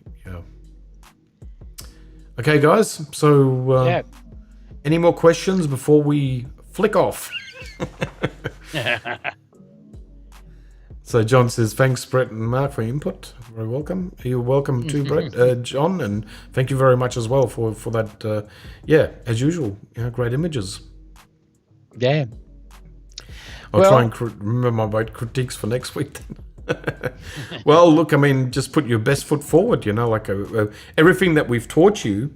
Maybe take images from here on and show us the improvements, from that, and show us how far can we push you guys with when we do critiquing, if it helps at all. That would be interesting. Yeah. So, and if you got any artistic sort of photos of anything, it can be architectural, it could be art in some way, or landscape, whatever, shoot us some over, and we'll show us your anamorphic pictures. Again, all what it is just a little bit of fishing line. You don't even have to do this cardboard cutout or anything like that. If you want that particular light going through that stream, that's all you need. And if you want to make that stream longer, just put 2 strings next to each other, say 1/8 of an inch next to each other, and you're golden. So try it out. It's a bit of fun. And thanks, Sean. 2 to 3 months of images from you. Why? You've got a kitchen, you got fruit, you can shoot macro. There's no excuses, guys. Okay, so everyone, I hope you enjoyed the show, and it went longer than usual, as usual. It's probably my fault, but Brett, thanks very much again for being on the show, and I always appreciate your help, Brett, for getting us through all this, and giving your great advice as well. So it's always welcome. No there's always information that I'm learning as well, without you even knowing. You always pick up certain things, and you're going, oh yeah, I should be doing that. Or there's always something that you pick up, and it's just always good. You never stop learning. Yeah, it comes through. I keep saying to everybody, being open-minded and listening, and just exchanging information is always interesting. Yep, no problem. So, but anyhow, I think we need to sign out. And, okay, great, guys. Okay, so happy droning, happy photography, and we'll see you next Sunday again. So until then, see you. Take care. See you all later. Bye bye. And here comes the outro. Bye bye.